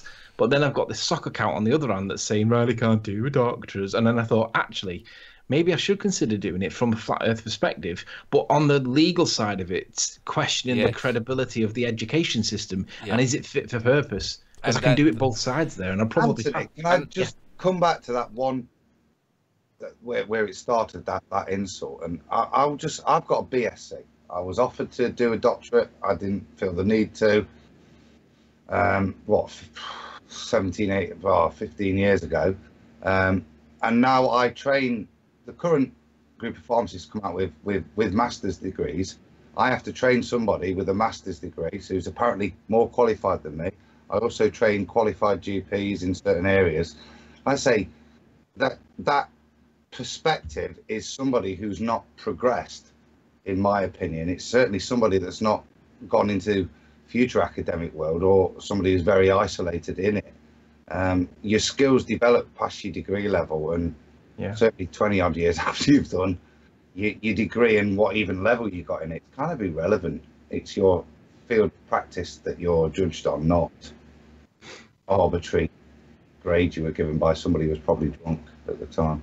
Yeah, the only thing I'm worried about is that they could actually like reject it on you know, when you submit it for marking by the exam board, they could actually reject it if they found that it was crossing the line, and then obviously it's $3,000 and 12 months worth of work down the drain. But on the other hand, if I could get it crowdfunded by people within FE, what I would do, because I have to self-publish it in actual hardback format, and give them a hard copy. But you know what it's like, you pay for one. It's not that much more expensive to get 10 or 50 or 100 done. But what I was thinking was, well, I could get one copy done, get numerous other copies created thereafter, get PDF files created and all that, and basically publish it myself. But do it from the perspective of Flat Earth with the overlap with the legal side of it.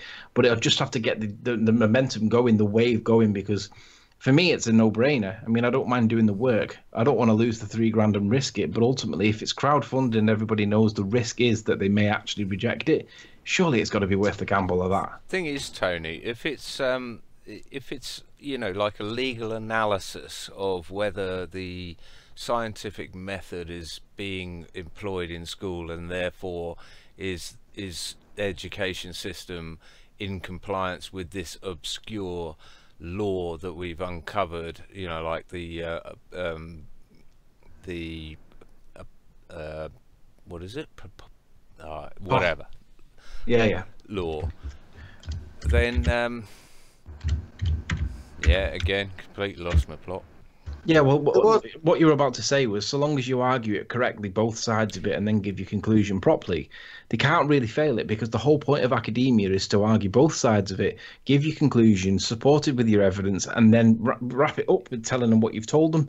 So ultimately, they should never fail it, really, if it's argued from both sides. Which, ultimately, are we being taught everything in school that's true? And the answer appears to be not. That was the point, yeah. Yeah. Is the fact that, it doesn't matter, yeah.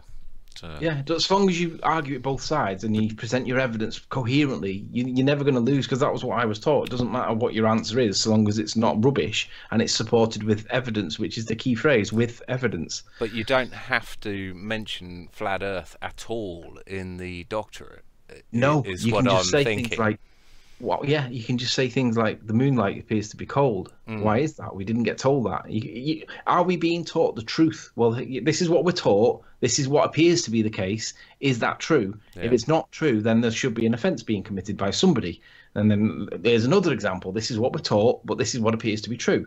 There's another example. And you can do this you can do the national curriculum overlapping with Flat Earth, but not calling it Flat Earth. And then ultimately you can conclude, it appears that there is quite a lot of evidence to suggest that we're not being taught the truth. There does appear to be the evidence to support a legal action. The question would be, who would it be against? Because obviously you can't prosecute the Crown, but I'm sure you can do it through the back door. But I just think it'd be great that we could get a Flat Earth discussion and of that a would paper be going through. And that would be the point, is to get it on paper, wouldn't it? I mean, Yes. it's not the point of it's not the point of, hold on, Adam, it's not the point of Tony turning around going, hey, look at me, I've got a master's now, or I've got a doctorate, you can call me this, that and the other. It's the point. The point is to get it on the record on a level that is peer reviewed. Yeah, because ultimately we don't have anything in the education institution at the moment pro Flat Earth, because there is no science for it. But can you imagine if I submit it right, and it'll either ace the test or it'll fail because they won't like it. But if it aced it, then that then becomes a marketable thing itself, and it's self-published already. Well, I'll So tell it's you. I'll tell you what. Learn from my experience, and if you do go ahead with it, and you get a doctorate professor or whatever that you're meant to knock things off against the wall and see how they, you know, you're meant to go to the professor every month or whatever and go through what the research you've done, and it is to do that, because I didn't do that right up until the end, which is obviously why he took offense to it or whatever. But if you work with the professor, your doctorate professor, all the way along, then you literally cannot fail, because he won't fail you if he's agreed it, you know, 2 weeks before, and all you've got to do is the punctuation and the spellings and this, that, and the other. You know, it's if you don't involve the professor, from my experience, then yeah, you will be failed. Tightrope. Yeah. I just think it's an opportunity that there's not many people in Flat Earth that have this, and I just think, is it something that Flat Earth would want, need, or should have? For me, it's a no-brainer, and I'm sure other people would agree. I would do it for yourself. I would do it for yourself. Yeah, but I don't see. This is the thing, though. I do kind of want to do it, but I also don't really feel there's the need to do it just to satisfy a stock account. But on the other hand, it's still $3,000 that I don't really want to spend unless I have to. No, and I have no desire to do it. No, but, I know what you mean. But if there is a value to it within Flat Earth, it's just whether other Flat Earthers would agree with me. Should I put some into the institution of the education of the UK and then see what comes out the other end? Because it could, I mean, I could end up in jail or fail, or it could come out the other end smelling of roses, and we all got to know about it as it was being done live, kind of thing. I don't know. For me, it's a no-brainer, but... Well, it was very much like the, you know, the gyroscope. I put out one gyroscope video, and then I looked at the comments from Sly Sparkane and a few others, and so I figured they were fair comments. So I redid the experiment 2 times over to cover what they'd highlighted. But like you say, you know, it's this sock account, and sometimes the ballers are, you know, they push you in the right direction and give you enough motivation to do the sort of thing that you should do. But, you know, like you say, you don't know whether you can be arsed. You know it's flat, you know it's stationary. Getting wicked feedback. And it wasn't me, I was on mute. I was on mute. I don't know where that feedback comes from. I never hear feedback, but everybody else I hear say they hear feedback. So I don't know. On rare occasion I do, but I always know it's Adam. You just know it's Adam. I just know it's Adam because he refuses to get headphones. I think it's a genius idea. When you mentioned it to me, I said, look, if you did a GoFundMe for it, I would immediately donate to it. I think it's an excellent idea. And I hope I'm not wrong. I'm pretty sure it was Chris Monk that we were chatting with about this, and he echoed my sentiments. Yeah, but the problem was, I ran it by Jaren to see what he thought, and he said it's a great idea, and he'd promote it, but he wouldn't push for the money side to it. And I was like, well, that's kind of like part of the stumbling block. And then I asked Mark Sargent about it, and he just said no. And I was like, maybe it's not as good as what I thought it was. Well, I think it's a great idea. I can't donate financially, but I will certainly donate time if you want to get together on Hangouts or whatever and proofread this stuff, go over paragraphs, go over areas you want me to research. I can be an external researcher for you, all that sort of stuff. Yep, I think it's a fantastic idea. The biggest point is the structure. I mean, how far do you go into it? I mean, it's a 12,000 word document. It's not that big. It wouldn't take me that long to do it. I mean, you could probably basically recite half of, not necessarily Dubé's 200 proofs, but probably Flat Earth Clues from Mark Sargent. You could put a lot of that into there, but you'd have to overlap it with the law, and that's the bit where I've got to find what the law actually is. I wouldn't get some cases Flat Earth at all. Don't mention Flat Earth. I would keep it completely law orientated and a challenge to the law, to the legality of our education system that is meant to teach us things Exactly, that are yeah. lawful, you know, or at least facts. But I would use it afterwards, after it had been published. I would then write a second dissertation that ties in the correlations between the flat Earth argument and your law thesis, and Well- shows unaccountably that it's you know, you know what I mean. Well, to qualify for a doctorate, you have to write your own book, right? It's not just a 12,000 word dissertation. Then, if you did the doctorate, you have to write your own actual book. As far as I'm aware, might be wrong. I haven't checked it, but as far as I know, you have to do an actual book, not just a dissertation. So it's, for me, it's kind of like, ooh, that opens the door to it. But I just think that if we could get something in the institution, in the UK authorities, the UK education institution, that'd be just it'd be a cat amongst the pigeons if it came out the other side smelling of roses. It would, and we've talked about it now, so it's definitely going to. No, I'm joking. We need positive vibes on this, but no, you're right. And So if you word are it you right, going? it could get there.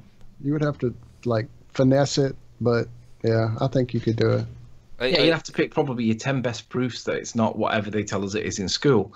And that's where it comes like wishy-washy, because we all have our opinions, right? But I mean, for me, the rotation of the Earth one with that test tube, the centrifuge experiment, I mean, that's a really good proof that we're not spinning. And we're told that we're spinning, right? So, I mean, you can show that without it even mentioning flat Earth. It's like, wow, this is interesting. Well, it's a million areas you could go with this, and potential you could go with this. But yeah, I think definitely it's a good way of getting something on the record to be expanded on later. I mean, you're going for an honours degree and then a doctorate, or you've got honours? No, I've already got my undergrad with honours. I have a postgrad in legal practice, and that gives me most of the credits towards the master's degree itself. But I need 60 credits, and I get 60 credits by doing a 12,000 word dissertation plus one research module, which is to do with these are the resources that you need to get your dissertation done. This is how you research it using electronic media, and basically they give you the resources that you need to go and find out what these laws are. Because obviously any law, it could be absolutely anything. I could find out the law to do with anything, and it's current as well. So it could be the law to do with chemistry or whatever. And I know it's going to have a unique body for it, but fundamentally the laws that involve anything and everything. And the most important part is checking that it's current law, because some laws have been repealed, and other laws have not been repealed, even though they're from 1850, but still good law. And there'll be cases to do with these where, like in this case, it would be like a teacher was teaching the kids the wrong thing and prosecuted and punished. And it would have been something really stupid and mundane, but nonetheless, it forms the picture that I would be able to expand upon and just say, hey, this is what we're being taught. This appears to be true. This doesn't appear to be consistent with what the law says about not teaching people lies. It gives you a great access to resources as well. Yeah, that's the most important thing. It's the access to the resource, finding out all the cases, finding out what the laws are. I just hope there's a nugget of a piece of legislation from 1850 saying that you must not teach lies in that kind of in some kind of old archaic way, and then given a couple of cases where there was a teacher and basically just blowing out the dust from these books and then saying, hey, this is still good law. And this is what we should be, and it'll probably, I don't know, there'll be. I just want to know what's there. Do you know what I mean? Yeah, totally on board with your enthusiasm, definitely. Yeah, it's all because of the troll account laughing at me saying Riley can't do a doctorate, and I thought actually I could if I just did this, and I looked into it. I've already been in touch with the university and I've checked to make sure that I can actually enroll on the course, and I can enroll on the course. And the other thing I checked was that I can pick the topic that I write on, and I can. It has to be authorized, but I can pick the topic, and I'm like, well, I was similar, semi-persuaded to do the bar or whatever and try and get on the inside, but I decided against that. Yeah, obvious reasons. I just don't know where to turn within Flat Earth now, because it's like, well, all right, it's a great idea, but how do I make it happen? All right, set up a GoFundMe, great, but I need the support of people like Mark and Jaren, but at the minute it doesn't seem to be there, so maybe this is a prod in the right direction, or maybe it'll fall, but... I would say write the thing, and you know, for yourself without applying for any of the, you know, to be a doctorate or anything like that, but just and over time, I mean, I for one, I'll certainly advertise it, and you know, GoFundMe or something along those lines. It needs to build momentum, doesn't it, or have some sort of backing behind it. But in the meantime, you know, 12,000 words is something to write, isn't it? It's a doddle, isn't it? Yeah, but the problem is, I don't know what the actual law is. So I'll be writing about something that I haven't found yet. So You know it what I could mean? be a case of, you know, 3 or 4 years of research in order to write that meager 12,000. Nah, because I've already done 18 months of it on Flat Earth, right? Yeah, but it's the law that you need, and like you say, you're saying you want to do the course so you get access to potentially some archaic law, but you're in a bit of a catch-22, aren't you? If I could give a bit of advice on that, when I was offered, would you like to do a doctorate on that, I'd actually produced something. It was new legislations and standard operating procedure protocols for the operation of a pharmacy, and I'd produced it as a functional document for the new legislation coming in. And when I was teaching at the university part-time then, and when I showed them what I'd done in practice, it was that they offered me the chance to do a doctorate on. And I think you could circumnavigate the need to do a little thesis to gain extra credits if you've actually got something that you, as John alluded to, go to the professors and say, look, I'd like to do a doctorate on this.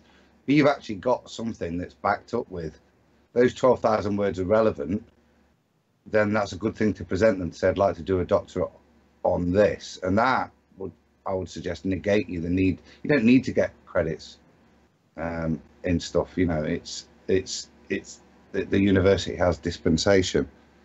Sure, but the point of it for me would be like ultimately the top up credits that I need get me the master's degree, which then qualifies me for the doctorate anyway.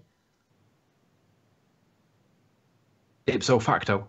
Well, write it, and they'll probably just award you the credits as a side way of just easily putting you onto the doctorate course. Then is what. Yeah, but I don't necessarily want to do the doctorate course. I don't know what's involved in it, but what I'm saying is that would then give an institution a document that shouldn't really be in that institution. That if I can get it through subtly, comes out the other side, and everybody within FE knows about it, and then once it, hopefully it'll not crash and burn, it'll come out with a decent result. But once it goes through the institution and everybody gets a hard or a soft copy of it, it's there then, isn't it? It's something that we can use and say, hey, we actually have something in now. And I mean, how many people are able to get to a master's degree at this point? Not that many. I just think it'd be valuable within FE. It's like, well, there you go. There's something in the institution now. Pick that out. Maybe it can be grown upon later on. I don't know, but it's not. There's nobody with that opportunity at the moment that I can see. I think it's well worth exploring and researching further, and definitely a really good opportunity presented. Definitely. I don't mind doing the work, and I love the arguments for and back and forth. I just need to find that one little nugget of education or law that says you cannot teach lies, because that's essentially what I'm looking for. Or falsehoods. It'll probably say falsehoods with it being. Hopefully, it'll be some old that's still in. I'll look for it as well. I'll look for it as well. In terms of, there may be somebody out there that knows of this law. So, you know, the more you talk about it, the more it may just fall in your lap. You just don't know. Well, I'd find it by that module that they give you at the beginning, this research thing. That's what they give you the access to Holsbury's laws, and that's where you get the answer. So there will be practicing solicitors out there right now, probably not necessarily listening at this exact moment, but there will be practicing solicitors out there now that could go and do that research for me and come back and say, right, this is where you need to look. And once you know it's there, then that opens it all up. But it's not even knowing that it's there. I mean, there may well be nothing, but there will be something. I would start in the American states like California and or these states that have passed the law that you can challenge your school for teaching falsehoods. I mean, what law are they basing it on? Because it will be probably, like you say, an archaic old common law, but it will be traceable back to the UK common law, because the American law is the UK law, common law, whether we like it or they like it or not. Yeah. I bet you didn't expect the show to go in this direction, did you? Nope. But I think I love it. I'll be looking at that. Yeah. I think you would get the support. Did the Sarge ever say why he wasn't willing to support it? It was just a flat no. Yeah, flat no. I did it through Patricia. I asked Patricia, would she pass on a message? It was quite text heavy, but she said back, nah, I wasn't interested. And I was like, what? Come on, there's value to this. But I think it might be because it was like, because our institution of education is better than theirs. He didn't want us to benefit from it. But yeah, he said he wasn't interested, and I was like, really? Come on. So it kind of put a damper on it for me. I thought maybe it's not as valuable as what I think it is. I saw someone earlier looking at the screen share of Tia Jolie, Dr. Tia Jolie. Who was that? Because That was a bit out of that. That's a PhD. Yeah, that was just because I wanted you to remember. I remember you sent me a PhD thesis, and that was on something. I can't remember what it was, but I remember it being controversial when she was seriously questioning fundamentals. I can't remember if it was nutrition, but she's the pilot, weren't she? It was. She's a US Air Force pilot who's done high altitude flights. She's a PhD who's just been PhD'd in nutrition, as far as I know. I've been trying to get her on the show, but it's hard work sometimes. And I'm useless as well. But yeah, I mean, we have a PhD pilot who all but mentioned flat Earth in her doctorate thesis. Which it's in there, John. Sorry? I'm sure there's mention of it in there, and it's questioning of scientific principles. Something. Yeah, there is. that's, I proofread it for her about a year and a half ago. I've been waiting to put it up on my blog site, but I'd like her express. I've been waiting for her to update it on her website so I can put it up on mine. But yeah, I mean, you don't come more highly credentialed than Dr. Tia Jolie, that's for sure. We've got that PhD paper somewhere. So all I was thinking was, if we can find it, we'll share. Yeah, it I've got it. It's definitely worth a read, because it's, like I say, that is an accepted paper. I can't remember the institution. It's like American, but that's an accepted paper, and it does raise, maybe not in its fullness, but it gets into flat Earth. But it certainly does raise questions in terms of.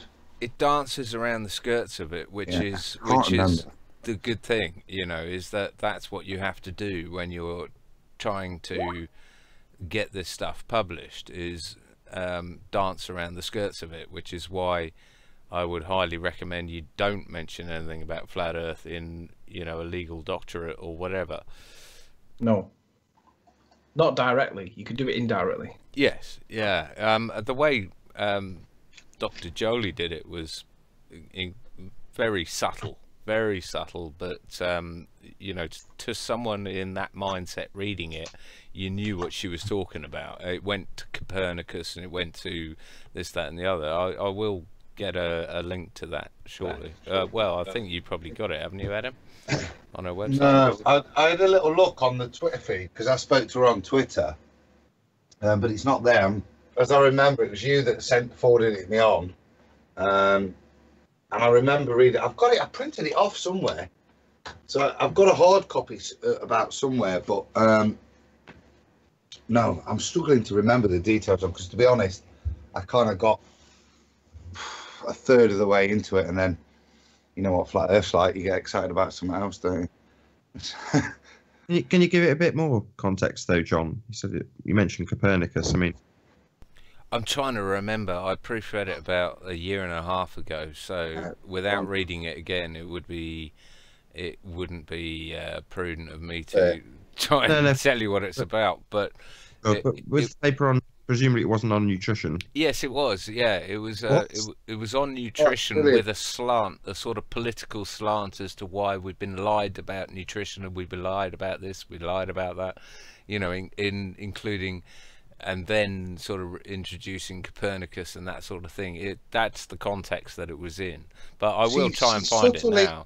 Doesn't she? She like subtly validates these nutrition points by proving that commonly accepted truths are nonsense as well. Is probably my recollection of that beginning. I mean, it was like you like say well over a year or more ago.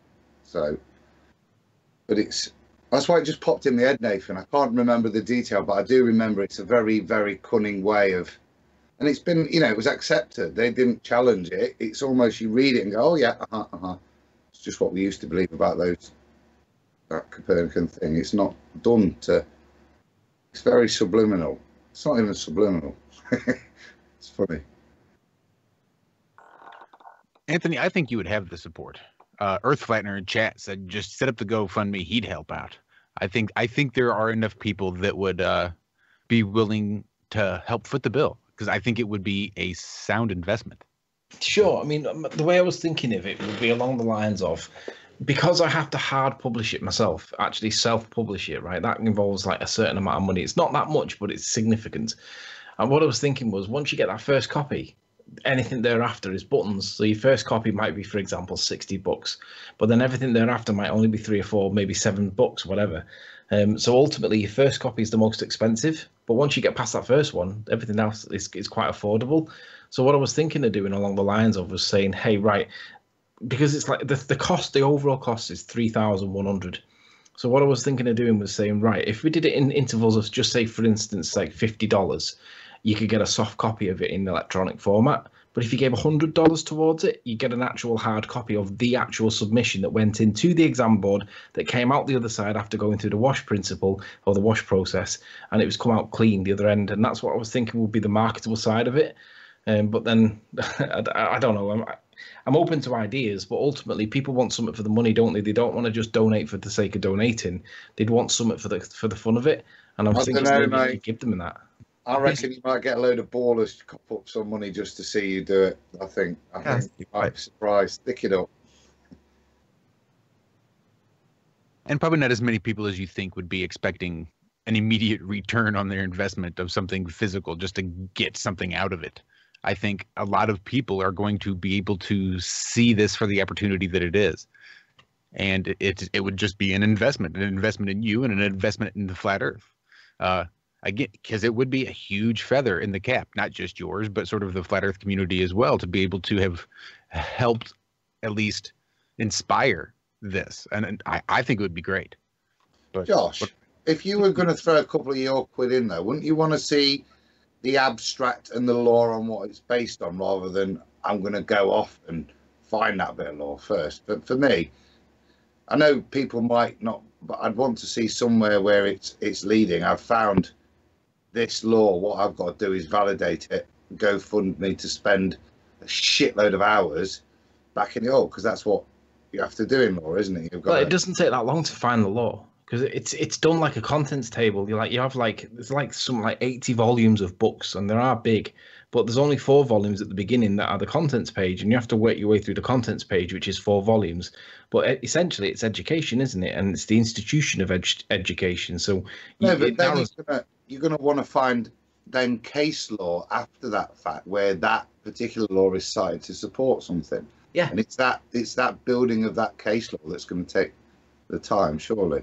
Where judicial judgment's based on the supposition of that law. Well, you will find the current law based on the education in one particular area, and then it's whether that law has the nuggets of like the old archaic law in it, or is it simply the Education Act of 1972, for example. It depends on what's actually in there. It may be the case that there's no archaic law. It might have all been repealed properly, and we are up to date with the 2002 Education Act, for example. And that's still considered the good law, and it's up to date, and there may be no archaic law there. That being said, I'm sure there'll be something from 1860 or something like that. I mean, it might not be, but ultimately I find that out pretty quick. I find out the cases pretty quick. It's just not having access to that information when I'm not in the institution, the university in question. That means I don't know the answer. And if there is somebody out there that's in the legal profession in the UK, they could find it in 25, 30 minutes, really, if they were prepared to look for it. I have actually asked one of my friends who's a lecturer in a particular university. And he's got back to me and he said he would look, but he's not going to prioritize it at the moment because he's gearing up for exams. In other words, he's probably going to try and maybe eventually do it and probably forget. But it's not that difficult to do if you have Just access walk to. in. Mate, No, you need passes and stuff. You can't walk into a thing. You get shot. What? Surely at the uni, they've got the. You go into the uni libraries. You don't get frisked. I walk around. I don't. No, you got to swipe in, don't you, with your ID card? Oh. Yeah, you do. They don't let you into the faculty. You might get into the general library, but you'll not get into the professional libraries without a card. I'd debate it, but it's been a while since I bothered to go down there. But you know, I tell you what was interesting. I did this live with Nathan. I tell you what was interesting. I did this live with Nathan because basically M. Scott Veitch. I cite from 2 papers from MIT, and I challenged him to. I said, if you were unhappy with them, go and speak to MIT and see if you can get them removed. Be my guest, thinking that nothing had happened. The next day, one of them was removed. The day after, the other was removed. Now, there are no coincidences on Flat Earth. People, like we've seen Jaren getting stuff changed literally round his ankles while he's working on it, and they've changed it. And that's what happened with me. 2 papers that I cite from frequently suddenly disappeared, and it was the day after I challenged M. Scott Veitch to go and remove them. And the counter was, well, it's because he changed universities or progressed or whatever. So I rang my university and I gave them my student number because people that go to university generally remember the student number for all their life because you've spent a long time with it. And I just rang them up with Nathan on live, not live on air, but like me and Nathan did it on Skype. And I just said, listen, if I give you my student number, can you tell me, do I still exist on your computer? And she said, yeah, give me your number. So I read it, I recited it. And she told me I was there. And I was like, and that was like from years and years and years ago. And I was like, so the chances are this guy's not had his account deleted because he's moved on. Somebody's physically removed it. Now, I emailed them 5 times to find out what the reason was, and I didn't get a response. Scott Veitch was challenged to get them removed. And the next day, one of them was gone. And the day after, the other one was gone. And I thought, that's one of those dodgy coincidences. That was a severe Data Protection Act breach that person went through with you. So you said to the person on the phone, I won't even tell you their sex because I don't want to get them in trouble. No. But you went, if I give you my student number, can you check if I'm still on your system? And she said, yeah. You gave the student number. And she said, are you Anthony Riley? And you went through all of your info. So you literally found a scrap with student number written on it and just phoned up a university randomly. And she'd have given you everything about you. You know what I mean? Well, she only gave him my name, but she could have recited the whole lot off me. And I was, to be honest, I was gobsmacked. I mean, this was a few years ago now. This isn't like 3 years ago. It was like 15 or 20, whatever. I'm 37, so you do the maths. But ultimately, it was ages ago when I was still on the system. And I'm sure I would get all my transcript and all my grades, this, that, and the other. And they still had it, right? And I was like, so the idea that this guy's moved universities and that's the reason why MIT have removed his profile stuff is nonsense. Utter garbage. M. Scott Veitch is a dodgy guy. Gents, this is a strange time we live in. Yeah. If you can't find anything in the books, you could probably just sit on your hands, and all this fake news stuff will probably get escalated to the point where they're going to have to try to legislate something. So, I mean, if there's nothing on there now, there may be in the very near future. I think that anything that went on there that they didn't like, they would suppress it. As Jaren finds out, as I've now found out, they can remove anything they want if they really wanted to. Well, this is true, which makes you wonder how it is that Flat Earth videos kept popping up in so many people's suggested video feed. And why this makes you wonder whether it's set up. It does. Well, of course it was set up. It's just, why was it given to us now? That's the big question. I don't know whether it was set up.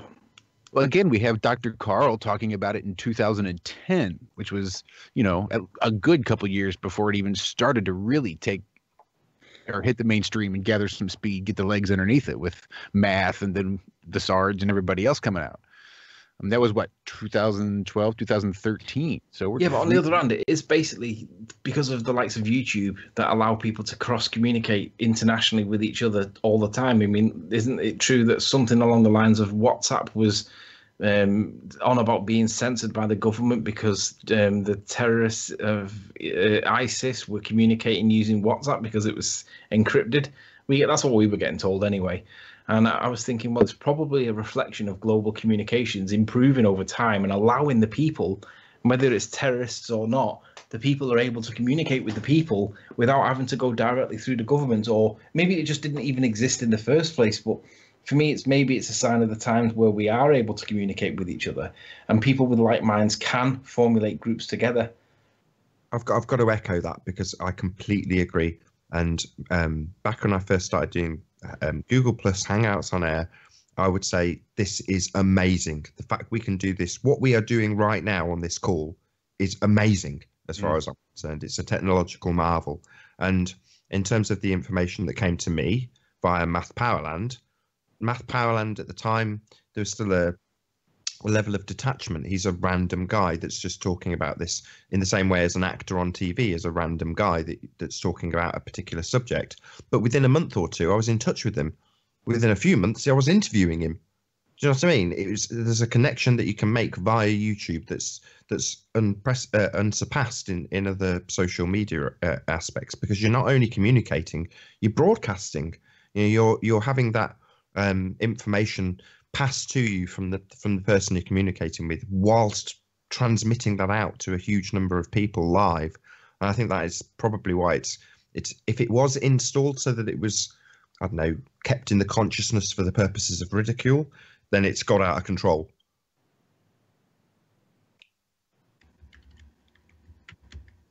And I guess it's that out of control idea that makes me wonder,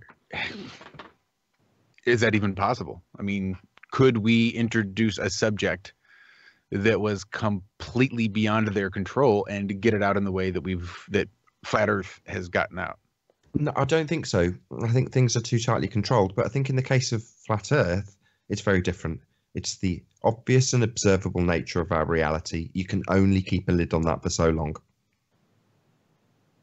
That's true.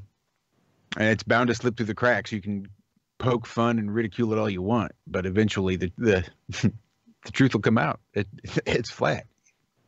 I mean, once you can adjust your brain into looking and thinking critically and not buying into the BS that you've been shoveled your whole life, then it's apparent. So I guess it does make sense that there's just no way to keep something that self-evident hidden, no matter how much ridicule you put on it.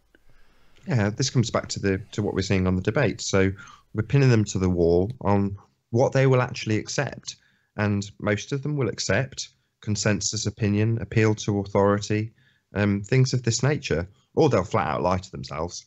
But in most cases, yeah, they'll accept what they see on TV at face value, or if an authority figure's told them, or if the consensus agrees, it is accepted by your common man, your average sheeple. Which is a shame, but that's the nature of the beast. That's what we're dealing with. That's normies. Why do we have nudity on the screen? That's a good question. I was wondering that myself. You do realise that that's probably going to get you struck. That's the use of the thumbnail. So this is a depiction of Adam and Eve by Math Powerland and Mrs. Powerland. Oh, is that actually them, is it? Yes, this is his current live stream thumbnail. And This is art, T-shirt. man. Come on. I thought it was one where you superimpose the head on top of the body. No, that is actually superimposed. Very comfortable with his environment there, isn't he? Must be really warm in the jungle. Oh, see, it is blurred out. Whoever has this, it's already blurred for us. It's not really nudity. So if somebody wants to zoom in on it, they can see that somebody has already hit it with a blur. So It's a very long and girthy blur, though, isn't it? It is a pretty long and girthy blur. Is that a composite? Yeah. That's it. Proportionately long. Photo or painting, people. Photo or painting. I love that blur. It's great. And the nipples, and you just can't miss that great big pussy in the background. Yeah. Yeah, he's got a good way of catching people's attention and stirring a bit of controversy. You can't knock him for that. No, you certainly can't. That's why we need a page 3 pin-up kind of poster girl for Flat Earth, because we don't really have any like supermodel-esque people, do we? We just have like normal people, Joe Blogs. We need someone pin-up like Pammy Anderson or whatever, you know, somebody that people recognise. That's what we really need. We need Sex some, sells, as they say. We need some flat birds. Yeah, we don't want them too flat though. We need a bit of curve on them. You speak for yourself, mate. Yeah. I'd pay to see you in a dress, Anthony, or even a bikini. Only on the Friday nights. It's Thursdays here.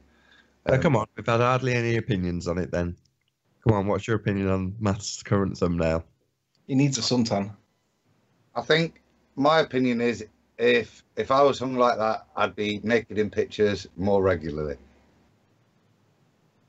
He's actually got the toe pointed thing as well, hasn't he? He's obviously been to gymnastic schools when he was younger. That's classic posing, sir.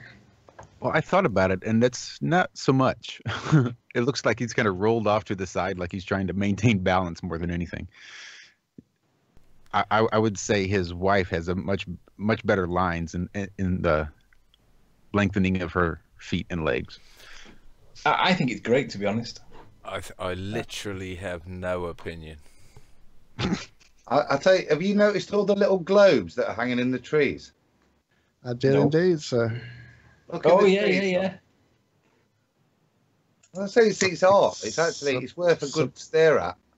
It's like you say, it's got the eye catcher in the centre of the picture to draw your attention. But if you have a good look at it, I think there's probably maybe a bit more hidden in there knowing Powerland, I think. Yeah, it's a bit like that basketball team that's passing the ball around and there's a black bird that moonwalks through the picture and it says, "Did you see the black bird moonwalking through the picture?" And you have no idea, and then you watch it back and you're like, "No way, did you even notice it?" It's kind of like that with the background here. You've got all these globes, you've got a pussy in the background. You know, it makes me want to. Oh, you've cut to the perfect shot. Oh, So what you want to do is you want to Photoshop in phones for both of them.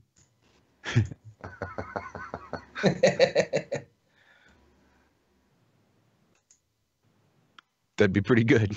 They're both just like having a little moment, maybe taking a selfie. Selfie, right? That's exactly what I was thinking. Has anybody Text. heard his show do a breakdown of this picture? Did he give any explanation whatsoever?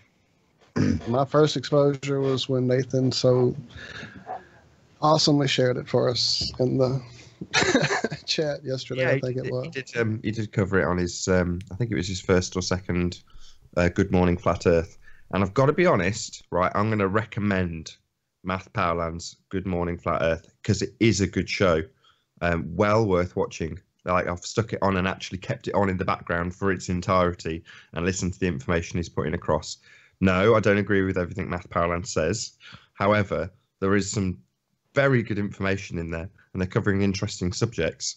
So him and his wife as a combo, very watchable, very entertaining, very informative. I enjoyed their shows. So I think they're on to the third or fourth. It's presumably a morning show for you guys. It's an afternoon show for me, but I enjoy it. You know, I've been enjoying math more than probably I have in the last 12 months, as much as I hate to admit it, just because of that show. And it's a very recent show. So check out Good Morning Flat. I think we've got a standing invite open to Matt and his wife, haven't we? We do indeed. She and I were in quite a bit of communication back and forth about that very topic, and we just kind of have let it get on the back burner for far too long. So I will see what I can do about that. I think we've been trying to get her on since before they were married, before they Yeah, met. we were. Before they met, we actually were good friends with her on Twitter. That's where she and Arnold What's her met Twitter? up. What's her Twitter handle? Oh, it's been too long now. I think it's at she now, but I don't know what it was back in the day when we met. What was it, man? Probably right at She Powerland. I bet that's her Twitter address. I think that's what it is. I'd suggest you're on we that- don't have a camera conference with Matt, but maybe with his better half, we could be. Yeah, Oh, you're so silly. I know. No, I'm so- not sure. I'm not sure who this is. They do, Sorry. they do bounce off each other well. And the other thing is they've got kind of good negative chemistry. So they'll kind of shut each other up if they're talking over each other. You know, they kind of, it's like an old married couple. As That much as they're sounds not- like us. Yeah, they with each other a little bit, and but they're literally having their morning coffee and kind of talking about the day's events. Right. I really enjoy it, so that's why I've recommended it twice and plugged it again. Because So I I think What's Are the they- UK time, Nathan? again. Sorry, go ahead, Adam. What's the UK time? Yeah, what's the UK time then? If I'm... Comes out about 3 PM here. Cool. I have to have things kept simple. That's all. But presumably it's open for download on his site. Yeah. Yeah, I think he just keeps it up on his YouTube site. Okay, I'll have a listen to that. I like the quirky. Are they doing it in a smaller room? Maybe a little bit closer to a microphone? What? Yeah. Not a cathedral. Well, it seems like the few that I watched or tried to watch most recently are pretty much, them, if not necessarily a cathedral, but a pretty big open space A nice with like big one studio, microphone in the for middle, sure. and they just yell at the microphone from far away, which makes it almost unlistenable. But so I'm hoping this is maybe produced a little bit better audio-wise. Definitely. I mean, you can tell that they've thought about it, and his wife on the first one gave him a proper introduction. They sit down close to the mic, close to the camera, Right. and they chit chat about flat Earth. That's basically. I'm not. I don't want to lay you out for like really high expectations, but they moan. There's, he was slagging off Rob Skeever, and it's one of them where I was getting annoyed. When you enjoy something because you're kind of hating it at the same time. Well, when he was slagging off Rob, I was like, "You bastard, shut up!" Rah, rah, rah. But that was kind of why I loved it as well. Mm-hmm. What is there to slag off about Skeever, man? I mean, Exactly. he's a great That's how I guy. felt. I That's don't- what I was saying. I'm While I was not a Christian. I don't care about the Bible. I'm not interested in any of that. But Rob Skeever, man, exactly. Couldn't agree more. But Just sometimes it's a love-hate relationship. Math is definitely that. But if nothing else, you will definitely enjoy watching it. It's entertaining and informative. And it's math, on my you know, downloads. I will actually look forward to checking it out. I haven't planned to watch a Math Towerland in a long time. I'll tell you what. Let's put a link in the show notes and move on from his cock. Can we get it off the screen, please? No. There's a reason I was going to say there's a reason I'm It's holding. you and your cock fetish again. I was wondering who was broadcasting it. Because you won't let me get my balls out. That's why. No, it's your gonorrhea cock we don't want to see. Well, now will be a really good time to change topic. I do Yeah. have a suggestion. I highly agree. I'm going to mute. I'm gonna give myself one line, and then I want everybody else to give one line with regards to Jaren and Aaron Ra. My one line is: these debate channels that we are told are neutral are clearly not neutral. Jaren was ruined, and not by Aaron Ra, but by the lack of mod on the debate channel that he was on. So these debate channels, they're not neutral at all. Well, who thought they were? Well, they give the impression that they are, don't they? You're just bitter because we were talked over when we were on. And I probably, to all the ballers out there watching, probably still gave the impression that they were being fair by talking over and belittling and just being real dicks to Jaren. And I suppose that people would still thought that as being fair and even-handed because, stupid flat earthers shouldn't breathe. I think, unfortunately, I wasn't watching. But what are you on about? Did Jaren get his ass kicked somewhere? I don't know what you're on about. He got the typical baller scattergun questioning where you ask one question and while Jaren's halfway through a breath getting the answer out, 4 more questions have been asked. He's been told that he's an idiot, and he's been strawmanned about the things that he hasn't said already, all within one breath. That was how the debate ran. And, you know, the moderator said nothing. It just continued for the entire show. And when it was pointed out that the guy was strawmanning the hell out of him, again, nothing, just silence, and it continued. So it was a clusterfuck. There's no other word to describe it. Sounds about normal if you enter into their territory. Yeah. To be honest, though, to be fair, if I was to be critical, I mean, to be fair, Jaren has forgotten stuff that I'll never know. He knows there's not, and he probably doesn't know that we all need to learn. He knows a lot of it, and he can hold his own. But what I would say is he showed that he was a little bit naive because he didn't call Aaron Ra on certain things, which me and Nathan would have literally slaughtered him to the wall with a machete. So he was a little bit naive in some respects, but that being said, he was under the impression it was a discussion, not a debate, and it was clearly contentious. And Aaron Ra was quite brutal from literally the word go. So maybe he was tucked in there with false pretenses about how cozy it was going to be, and he got derailed on that basis. But I mean, Aaron Ra would never have got away with that kind of attack with in Nathan's show because he'd have been mutilated. But it was 3-on-1. You know, they make it seem like it's almost a 1-on-1 debate, but it isn't. I mean, what were we told? We were told it was going to be 3-on-3. It was going to be fair, and it was like 7-on-3 if you include one of the mods. Well, there was more people went through that hangout than I can even count.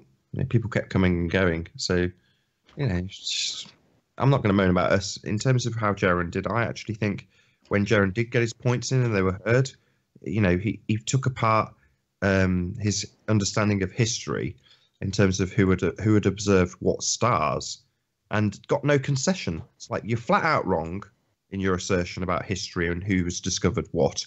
Jaren knows it like the back of his hand and pointed that out. And nobody batted an eyelid. The guy's making completely incorrect assertions, and the far more knowledgeable person on that debate was Jaren by a massive margin. I think, guys, it comes a bit like from a passive observer. I kind of tune in, and it's obvious. Historically, Jaren's very knowledgeable, but what for me it was like with your show, as an observer, you could see that it didn't really matter the debate that was going off. It comes back to the attitude of the argument, and Jaren spoke, and he spoke quite clearly, and there was no response. There was just a shouting back at him, and similar to what you guys have to put up with, and you can't change that. And I don't think Jaren got anything different than what he expected, and he conducted himself very differently to them, and that's what's noticeable, and that's what rational people will see. They're not going to be, if you're going to bother to engage in this stuff, you're not going to be dissuaded by the person that shouts loudest. That's kind of not the point of why you'd bother to listen to it. What I would ask was, I mean, you guys, Nathan and Tony, deal with these guys every day. How many of them do you think are doing it as a paid job? I mean, it sounds like a, you know, tinfoil hat conspiracy theory thing, but I mean, how many do you think are dedicated to doing this full time? John, the forbidden off-air subjects. What are you doing? Oh, I don't know. I only think there's 1 or 2. I agree. There aren't many, but I can. After 3 years on Twitter, I can certainly spot the ones that are literally following a script.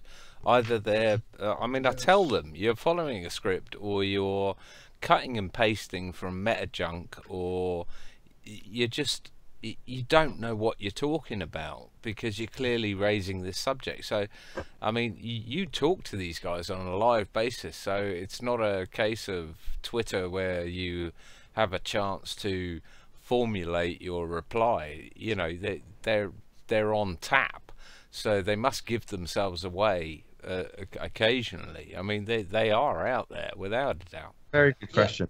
It's an exceptionally good question because I fit between having two different hats with this regard. So some days I'll wake up and I'll be on the Skype call with Anthony going, they're all shells, every last one of them, and here's why. And then the following day I'll say, no, they're just people. These are just people. I'm What I do exactly notice, the though, same. What I do notice is that each person, be it person A, B, or C, they've all got their own keywords that they use particularly frequently. Like, for example, one guy might use the word hilarious more than anybody else. And what I do notice is that there'll be a sock account with 0 subs or maybe 1 sub, and he'll use that one keyword hilarious, whilst the common user of that word is not online. So I can make the connection that that guy must be the same guy, because nobody uses the word hilarious all the time. And this one sock account is now using the word. Socks, though. You're talking about sock accounts where people pretend to be, random, strange screen name. I use hilarious all the time. Actual paid shills, like somebody somewhere has been tasked with gathering up as much of the flat Earth debunkings as possible so they can mathematically rework them back into the globe system. That could be a feasible job that someone had and a realistic reason for them being here, especially on our show. Yeah, definitely. That is one of the major, because their existence, pity's probably the wrong word, confusion's probably better. The confusion as to their life, Nathan, that they keep getting up at whatever random hour you decide because you're woken up by a toddler, to jump in to express or to preach to me to save me from well, I don't know why. If there were Jehovah's Witnesses, I could understand the reasoning behind their passion, but it's very hard to try and put a motivation behind the level of effort that these guys put in, unless they do want me, obviously, to be saved by Helios. Maybe. I mean, one of the commenters underneath one of the videos in the comment section, someone was criticizing the rumpus. Now, I'm not saying the rumpus is a shill. I'm just using this as an example. So this person was saying, why on earth would you tolerate the type of abuse you're getting from Nathan? Why would you be called a moron and an idiot and stupid, only to return the following day for the exact same abuse? Now, abuse in air quotes, because, I'm calling him a moron when he's not formulating a scientific method, hypothesis, whatever. That's when I'm calling him moron. So you've got to have this contextualized. But ultimately, the commenter's right. Why would this type of person come back day after day to face that kind of nonsense? That is the point, actually. Jehovah's Witnesses, if you were to keep screaming at that point, your point is moronic, they wouldn't keep knocking on your door. No, what the heck? Do you know what I mean? And that's why I say you can't, there's no evidence, but you do have to seriously question what is their motivation. Dawn is probably one of the ones who, and this is where you do look at them being a little bit Machiavellian in their machinations, for Arwen's phrases. Is Dawn really searching as he keeps popping over these channels? I heard him on Flat Earth Court yesterday, and I think our intentions on things like this are clear. Your role's defined, and there's odd behaviour where you look at these people and question their motivation. No, I don't know. I think there's a lot of people that are like Dawn, as you've used him as an example, that are genuinely intrigued. So, as an example, he did a live stream, and he's just doing his DJing, and it was actually quite good. I've got to be honest. Quite liked his taste in music. And while he was doing it, he had a Flat Earth title, but he's chatting with various people, including me, from the chat about Flat Earth. And he's like, "Oh yeah, I just put it in as clickbait because I know people are looking at that subject." And I was like, no, you actually know quite a bit, and you're discussing it on your show right now. In other words, you are interested in this subject. And the best example was when he started talking about Dell. So he starts talking about Dell and what Dell's up to and why Dell's wrong and what Dell's doing next week and what he did last week. I was like, "Oh, right, you're a big fan of Dell then?" "Oh, no," he says, "I can't stand Dell." I was like, "Well, Yeah. watching him He said, well, didn't you see when he said this, that, and the other? And I was like, well, actually, I don't watch Dell, but you're a super fan. You love him. You're watching every single thing he does. You know every detail about what Dell's saying, and that's because he's morbidly attracted to it. Maybe is the right. It's not just Dell though, is it? He's morbidly attracted to IPS as well. Yeah, I mean, a lot of the viewing audience. I mean, I did a quick straw poll on the viewing audience that do actually comment or chat, and said, who's a flat earther and who's a globe earther, and it was even in my chat. So you go, it's literally 50-50 people, globe earther and flat earther, watching us pummel the globe on a fairly frequent basis at the moment. But they're coming in to watch it. If you were happy in your beliefs, if you were comfortable in your beliefs, you wouldn't go into debate channels about it. Most normies are like, yeah, it's a globe. Now it's time to go and have breakfast. They don't give it a second thought. Whereas if you're challenged on it and you're uncomfortable in your belief, you'll want to defend your own nonsense, convince yourself. So off air, we were having this conversation about people lying to themselves. And I think that is, for the most part, what we're seeing. People like, well, of course I am. I've been educated in this. I'm not stupid. You wouldn't fool the wrong information. So that's the position they're in. Nath, give the Ruhif example of lying to yourself. Which one? The one where he had to choose between staying or admitting that he'd got it wrong. He rage quit, right? Yeah, I mean, it's the same as the example I gave earlier with the scientific method. So he basically had a hypothesis where if the Earth is spinning, then you have the Epos effect. Well, I said, well, that's not an adherence to the scientific method, because you know what my next question will be, at which point he disappeared. We thought he'd been kicked, but my next question would have been, well, how are you going to vary the spin of the Earth?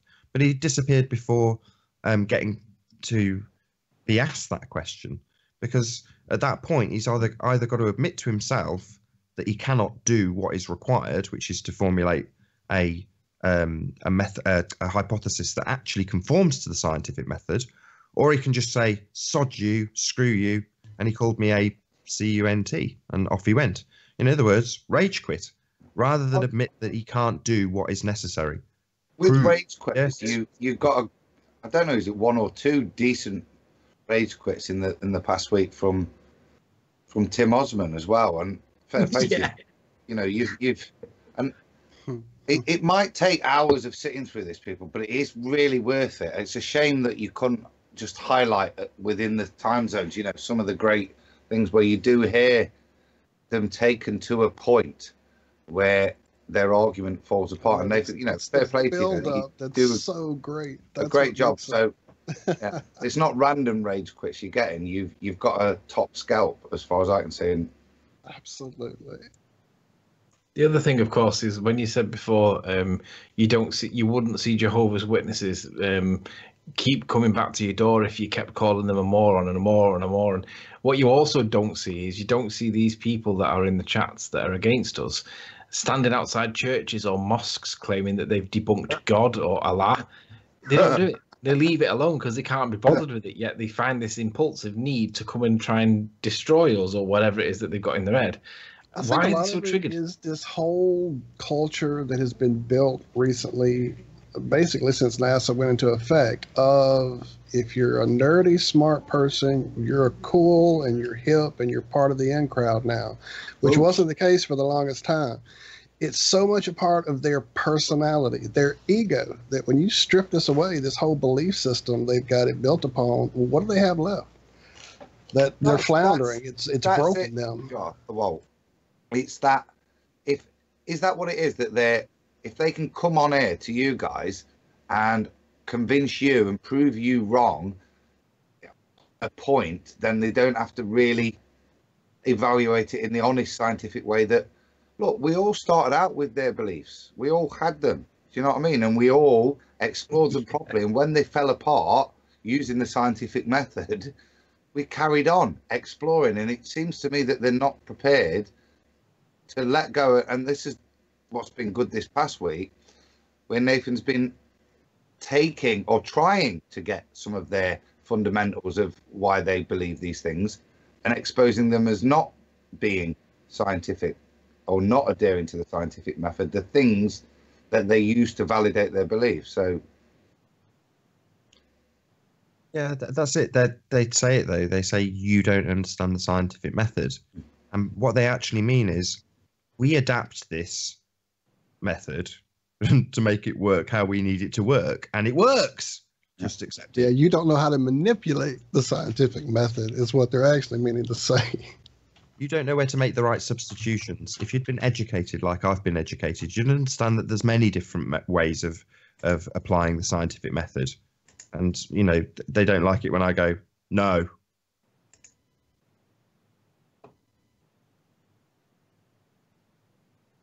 They don't like it when a lot of things happen on your show. That's why they have the boycott in that isn't really a boycott. Yeah, well, it's only Ruhif that said it after his rage quit, and then the following day, a lot of ballers came in. So I think it was a one-man boycott by Ruhif. I think they only feel safe if Rumpus goes in because he's got some element of like not decorum, but credibility. Like he's like a comfort blanket to them. No Rumpus, they won't go in. That was absolutely obliterated on today's show. So Rumpus comes in, and it's like they've all turned on him. They're all going, treating him like he's an embarrassment. Going, oh, just admit there's no scientific proof the Earth curve. No, let's get it right. The Globers. This is the Globers. Let's get it right, Nate. To admit it that there's no proof. Let's get it right. The context was you were asking Rumpus for the 106th time or whatever it was. What? Did he have any evidence of the curvature of the Earth that satisfied the scientific method? And the ballers were saying, just say no, Rumpus, because he's going to keep asking and asking and asking. And Rumpus will not concede that there is no scientific evidence to support the curvature of the Earth. But he also knows that if he doesn't concede it, Nathan's going to go on and on and on and on, and it's going to spoil the show. So even his own ballers were just saying, come on, just admit it. There is none. you're talking about laughs, right? There's one. Just let me. element. Just want to round this out with one last. Sorry, it's just amazing to me that ballers are telling ballers, just accept it as a belief, man. Come on, because that's what they're doing. They're telling him, accept the fact there's no scientific proof, Rumpus. Just concede this point. And in those words, they're basically conceding the fact that they have a belief. Yeah. Go on, Adam. Well, you're laughing at people, and there's a lot. There is a community feel to the show, and there's one guy that I really do enjoy listening to. I know he can be annoying, but he's Alan B, and I don't know if you might want to describe your opinion of Alan B to the listeners. He's a northern poet, is Alan Bennett. So we're assuming it's not Alan Bennett, but he plays a role of a slightly camp guy with a very high pitched voice, and I think he does a great job. For him, when he first started, I thought it was is he going to keep it up? But he has. I have him blocked. Oh, he's comedy gold. Yeah. Made a right tit of himself today, though. So he's talking about the moon landings and the disappearing telemetry data. And he said, well, people lose things. The BBC have lost things. They lost all of Hancock's half hour. Right? That's not really comparable. Man's greatest achievement and Hancock's half hour is not really comparable. 2 or 3 minutes later, he explains that Bob Monkhouse had copies in his loft. So I was like, right, so Hancock's half hour, significantly less important than man's greatest achievement, according to you guys, has been found. So it's not lost. It's not gone missing. It's actually been found in possession of a member of staff of the BBC. You're like, well, that's not lost. It's been misplaced temporarily. Telemetry data on the other hand, gone forever. As insignificant as Hancock's half hour, somebody bothered to copy it. Yeah, exactly. But not with the telemetry data. No, but Hancock's half hour, that's well worth copying. Oh yeah, do you know what I found that was hilarious? When somebody qualified why it was that NASA had lost it, and they cited Jeremy as the authority, which was, well, apparently they went to make a copy of it to convert it into digital format, and they lost the original. Not forget about the fact that they just made a copy of it to then lose it. It's kind of like, it's a little bit of a contradiction in terms. You've just copied it, but then lost the original. You still have the copy, right? Apparently that's the official reason. and we're all meant to just accept it. The man who said it had a very white coat. Yeah. What's the phrase, Josh? Is it space lettuce? Space lettuce, yes, sir. Oh, sorry, Josh. Nope. Oh. That's why people get confused, Walt. Yep,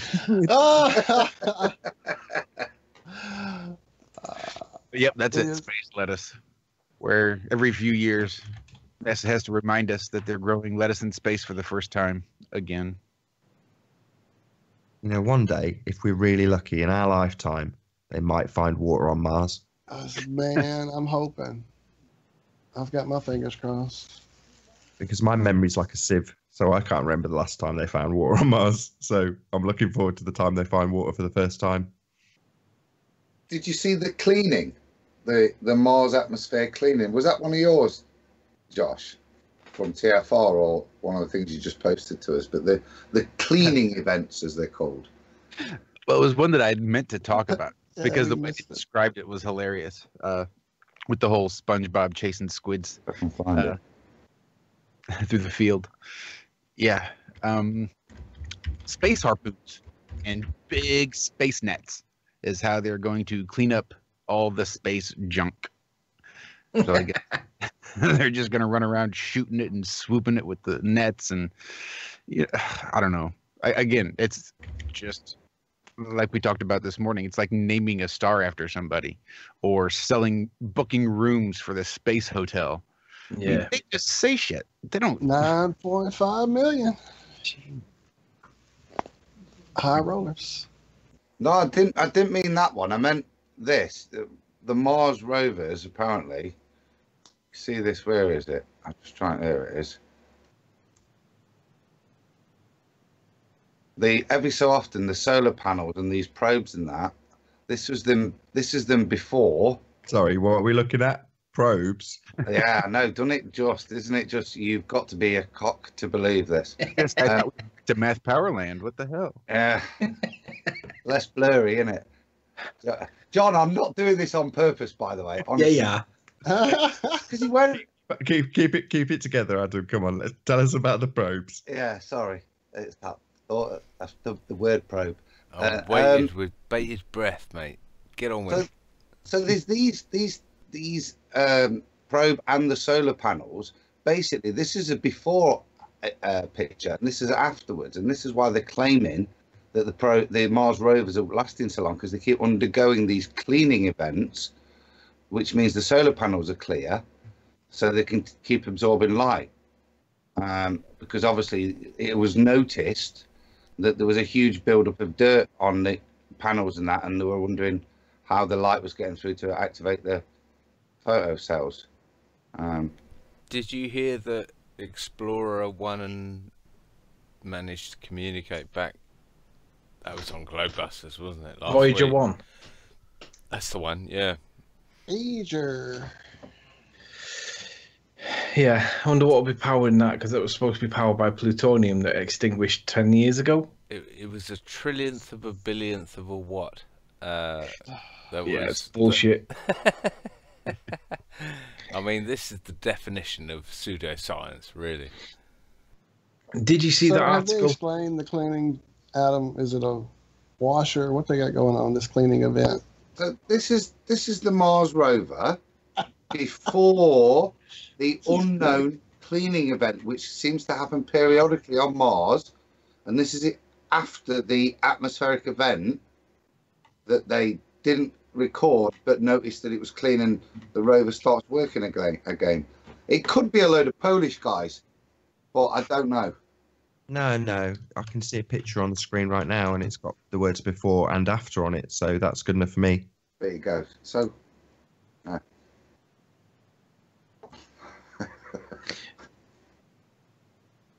Did you see that article about the two rockets that were recovered from the Apollo 11 mission from below the surface of the Atlantic Ocean? The founder of Jeff Bezos, or Bezos, however you pronounce it, he's one of the founders of one of the .com website revolution things. I can't remember which one it is, but basically he found out what the GPS coordinates were for the approximate area for the for one of the Apollo rocket landings things. What I'll do is I'll put a copy of the link in the main chat so that people can watch it, and it's just interesting to read. But apparently he's recovered one of the, or I think it might be two, the jet engines from one of the Apollo missions. And if you read into that and you're a space buff like the likes of Red's rhetoric, I mean, this is like flat Earth porn for him. But to me, it's like, this is one of those things that make you go, interesting article. Very interesting article. It's worth having a read. That's a good one. I'll have a look at that, definitely. Yeah. It's like finding the engines of the planes and 9/11 and that sort of thing. Yeah. Oh, what I found was most interesting was he was trying to find out which Apollo mission this particular engine came from. Now, obviously, it's been under the water for many years now, and obviously it'll be in a state of rapid decay. It'll be disintegrating, right? Because it's in salt water, it's made of metal, some of it's titanium, but nonetheless, a lot of it will have been in a state of advanced decay. And one of the way they did it would get this quote. Along with cleaning each part and stabilizing the damage done by the ocean on impact, the team inspected and documented the parts. A breakthrough came with the use of black light and a special filter which revealed 2044 stenciled in black paint on one of the pieces. It was the serial number associated with Engine 5 of the Apollo 11 rocket. The removal of corrosion also revealed unit number 2044 stamped in the engine's metal surface. Now get this, it says, quote, a black light and a special filter. So there is your pseudoscience for you. A little bit of magic and they've got it sussed. Yeah, that's the Apollo 11 engine. Not the fact that it's been under the ocean for X amount of years and deteriorated so badly that it would be decomposed like a body kind of thing. They've managed to find it with a black light and a special filter. If you believe that, you'll believe anything. Yeah, I agree. It's because it's give easily it- explained. give it The to paint us. are more durable than the metal. Easy. Yeah, of course. But it's a special filter, though. This isn't just any filter. This is a special filter. Special. Yeah. But if you're Red's rhetoric, you're going to buy into this totally. You're going to say, look, there's photos. It's true. Yeah, right. Special filter? What kind of special filter was it? Who cares? It says it. Right, okay. I keep picturing Decker saying, computer, enhance. Computer, enhance. Computer, enhance. While we're talking random stuff we've read, I shared with the guys what Like, it is. Is it a particle? Is it wave? And it means I can get my balls out, John. Oh, No. joy. I you see. So it's kind of looking into that and just kind of, I have no point to make it. It was just something that I just thought was amazing and wanted to share because we talk about degree levels and graduate levels, and we're all told lots of stuff. The light goes into the eye, it hits the rods and the cones, and it does this, that, and the other, and you kind of accept it. And I'd never bothered to. When I was at uni, we had to do the ear. That was my elective, not the eye. So not the eye. So getting feedback.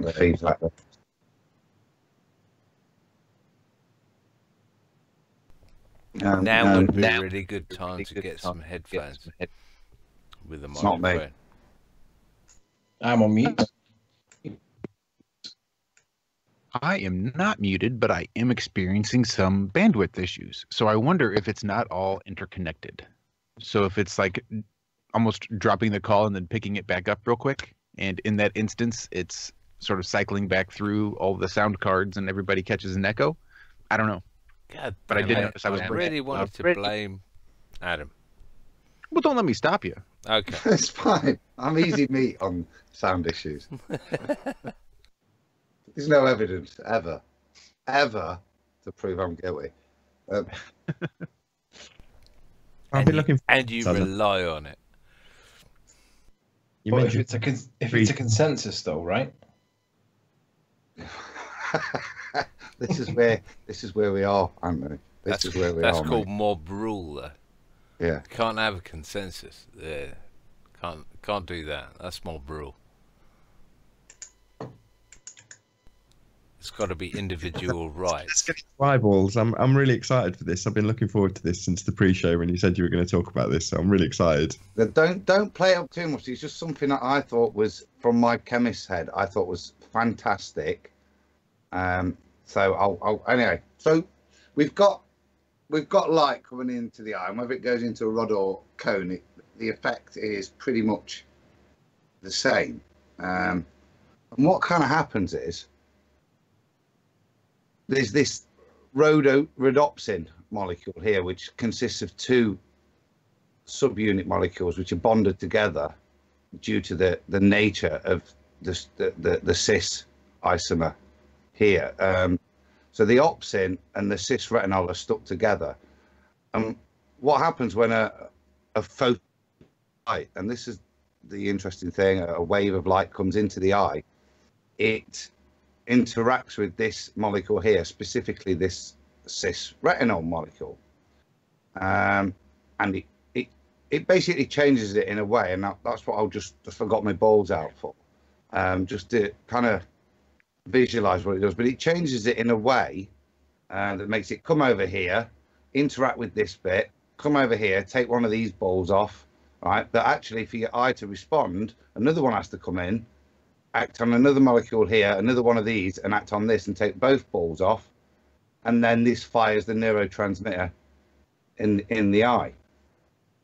And I won't go into any more, molecular biology on that, but you can see it's quite a really complex reaction that I'm sure evolutionists would have real fun with.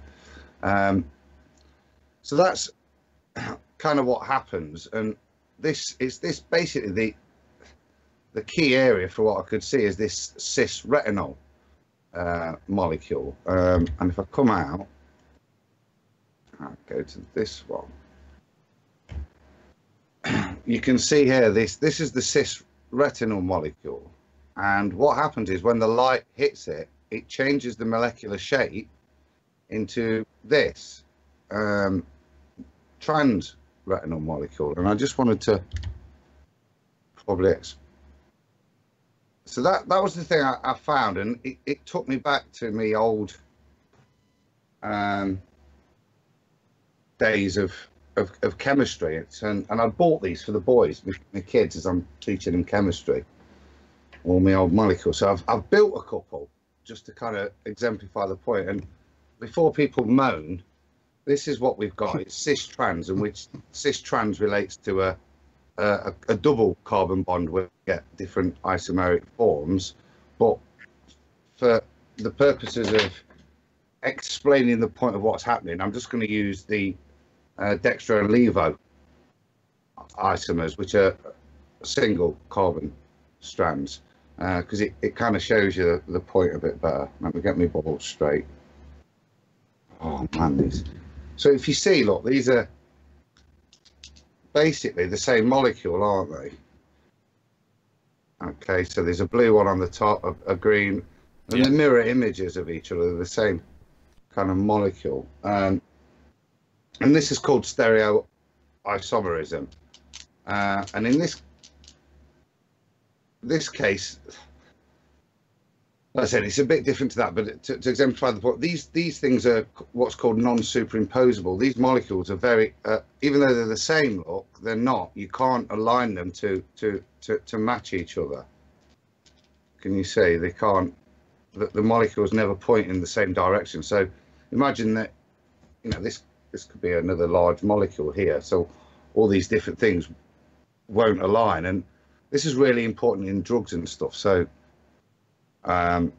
if you take thalidomide, for example, I don't know what it was called in the States. I don't know if it's the same. It was thalidomide. Yeah, that was it.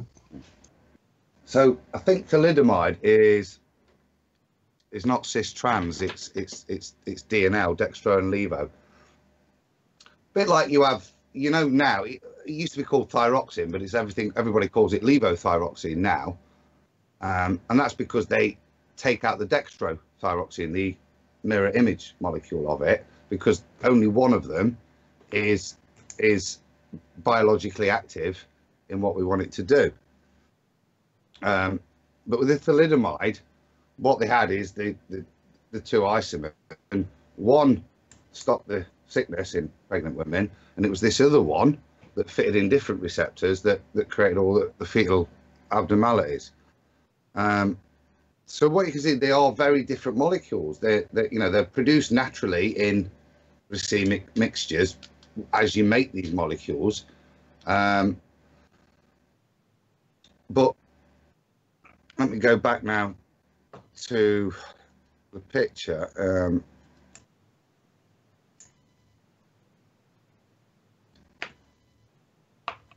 If you look at, Loving this, Adam. sorry, if you look at the picture, I'm holding my balls up again. Can you see the screen? Yeah, I'm not being sarcastic. I'm No, loving no, this. it's fine. Right, so if you look, and let me just count, because where are we? We're there, there, there, there, there. Okay, so you see this CH group here. This is kind of what I'm describing. I know the two molecules I described, but basically what you've got here, look, is the hydrogen, and then the big chunky other molecule that's coming off the other side are orientated this way. And what happens when light hits it is, for some reason, it switches these two things over. Okay, and it basically flips it, look. So it's off that. So it opens the whole molecule up. Now, this opening up of the molecule is what kicks it off the rhodopsin molecule, stops it and allows it to then go and react to stimulate the eye. But what I thought was just really cool was that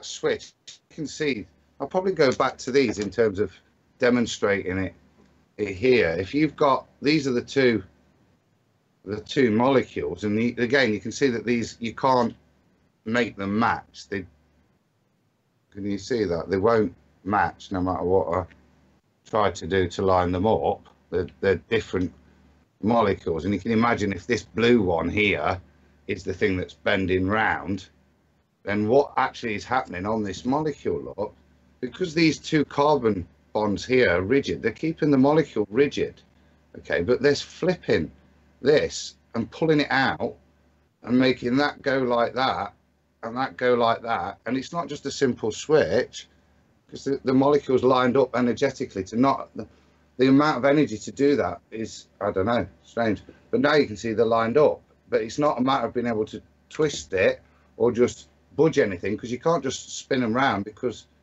these two carbon atom, huge strength there between two carbon atoms, look, there's no way the molecule will spin. These would have to snap as well.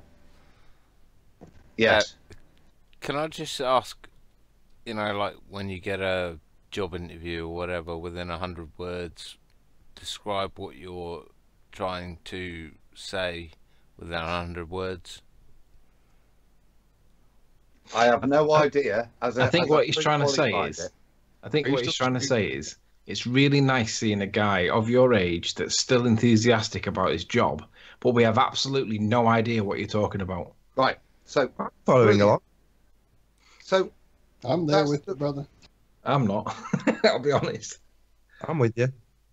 what I'm saying is that is the mechanism that goes off when those bits of light from the Isle of Man that are coming over, or when you're looking at the picture, Make it relevant. Help him.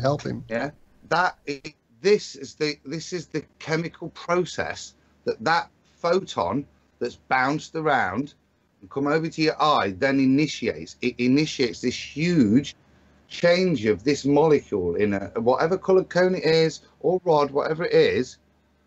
Yeah, it initiates that chemical change that you don't understand, and neither do I.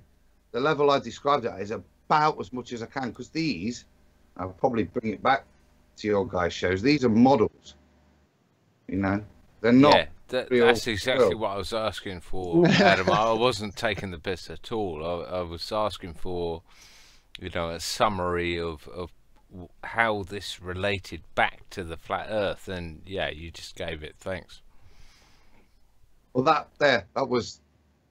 It wasn't about that. It was like, just look at like I said, evolutionists. I'm sure could try and explain that, but actually, just think about what that actually means. That's happening all the time.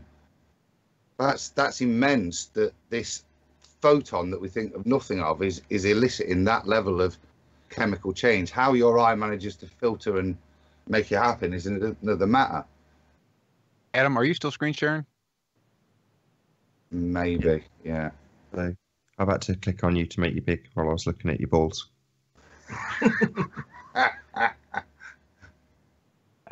What you were saying was making me think double slit experiments. You know how when something's being observed, it changes. That's what I was thinking. Oh my God! Don't go double So slit. if you want to apply that, that's a good When point. are we going to talk about double slit? We got to do that properly, haven't we? I've just got my Mickelson Morley graphics because so I've got to do that first because I've already done.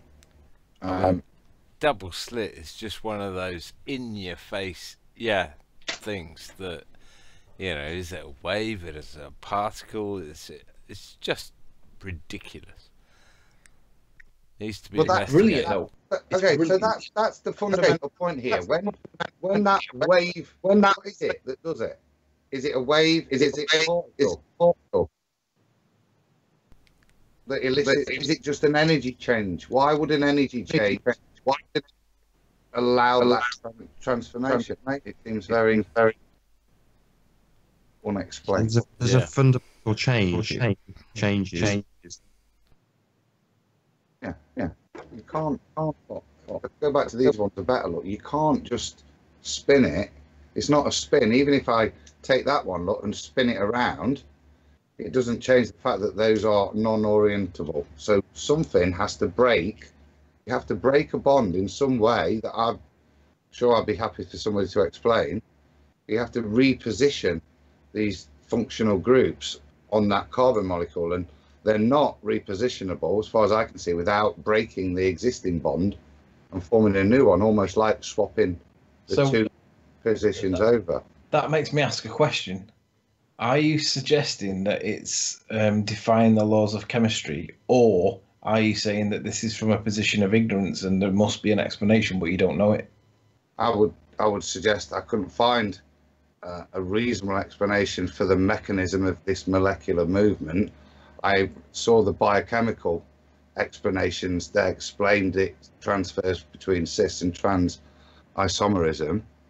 Okay, but as for why a photon of light would hit a molecule, why that molecule would respond in a particular place along the whole carbon chain, and just have a look at this, the molecule that we're talking about in this particular instance. See, it's instances like this that make me think this is creation, if science can't explain it. There's the molecule. Why does the photon hit CH, CH, CCH here?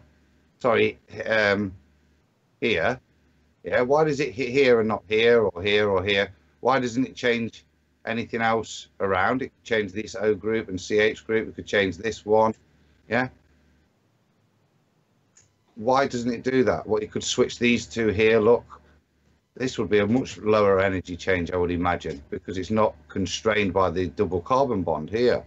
So there's no logical sense. What it does do, and this is what I'm saying when you talk about the majesty of creation, if you want to put it that way, or the strange random thing that's happened. What happens here is it opens the whole molecule up. And when you're at neurotransmitter level, if you think about keys and locks, this is the same molecule, but this mangled key, look, won't fit into the lock. But the light molecule straightens up the key, and it'll now fit. It even looks like a bloody key. That's a great analogy. Do you know what I mean? It now fits into the lock of the neurotransmitter, so it then fires the neuron to your brain to say, here's a bit of light. And all of those bits of light are separated between the red and green, the different coloured cones. Yeah. So does the same double photon hit all the different cones to send the transmission? This is where it then breaks up, because you can think of it straightforward as it's a photonic reaction. But then actually, if you've got the different cones, are we having multiple but slightly different photons hitting the different coloured cones and rods? And there's rods as well, which is kind of density of picture as well. How the hell does that happen from and this was the point when you guys are talking about it from a straightforward physics point of view. When we look at it from a molecular biology point of view, what the hell is happening? Well, this is information. What you're detailing is information. You can only have information with a creator, if you want to call it that. You know, this is the essence of creation. I think Anthony's right. In the alternative, speak to GeoStreamer, because that's like, he's a chemistry student as well. He might have a different take on it. But I love stuff that doesn't fit into the conventional physics or whatever, because ultimately that I'm happy to just instantly say creation, bro. But obviously the Rumpus and co, they would say gravity.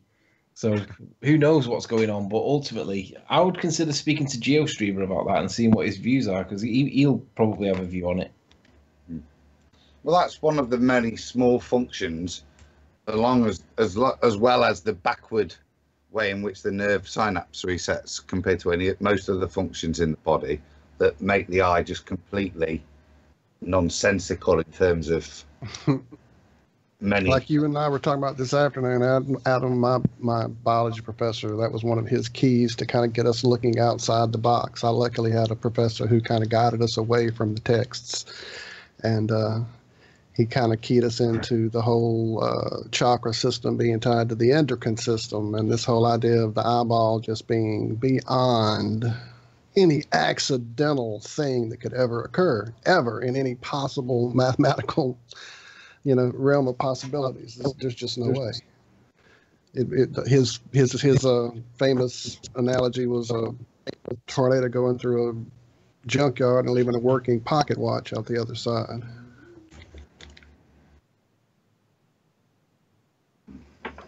Man, I'm chopping up in my own headset and echoing. I don't know if it's me or you guys, but something's going on here.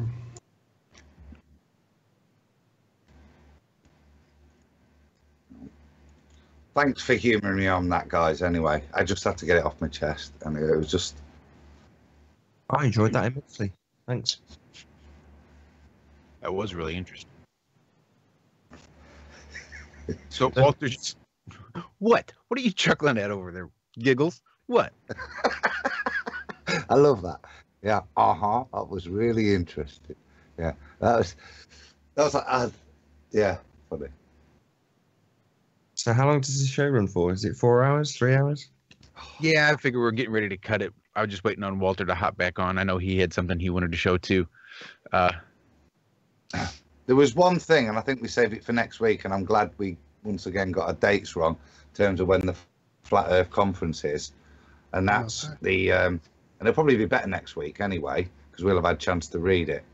But I've received the sneak preview of the last week of the overview of the physics debate that's going to go off at the FE convention in Birmingham 2 weeks today. So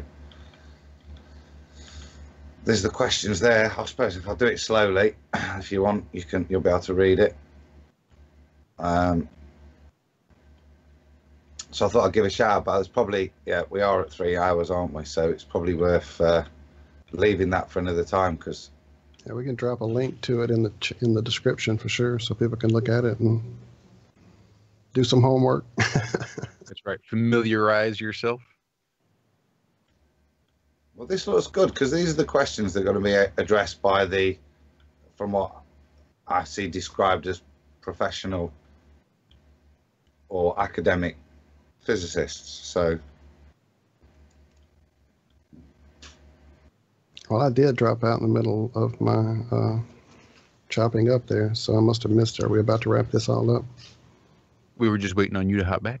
Got one more thing to cover, Walt, haven't you? Absolutely. Go ahead. Yeah, I just didn't want to be stepping on anything here because I missed a few seconds getting back in. Well, just because we're running up on the end of the show, we were just going to sort of put that out there and we'll get back to it next week, a little more in depth. So we were really just filling for you. Did you have that pulled up? Oh, I've got it. What else did you have, Adam? You say you had one more thing? No, that was the literally one it. more I was saying thing. that, but there's no That point. was it. I got you. That could be 3 hours on its own, especially with us lot. You know what I mean? So, All right. I said let's save it till next week. That's cool. This is just some silliness. I thought about it early this morning when the ballers were debating the authenticity of the Bart Cybrell Bible confrontation with all the astronauts, and they were refusing to swear on the Bible and all that silliness. You guys need to go check out that debate.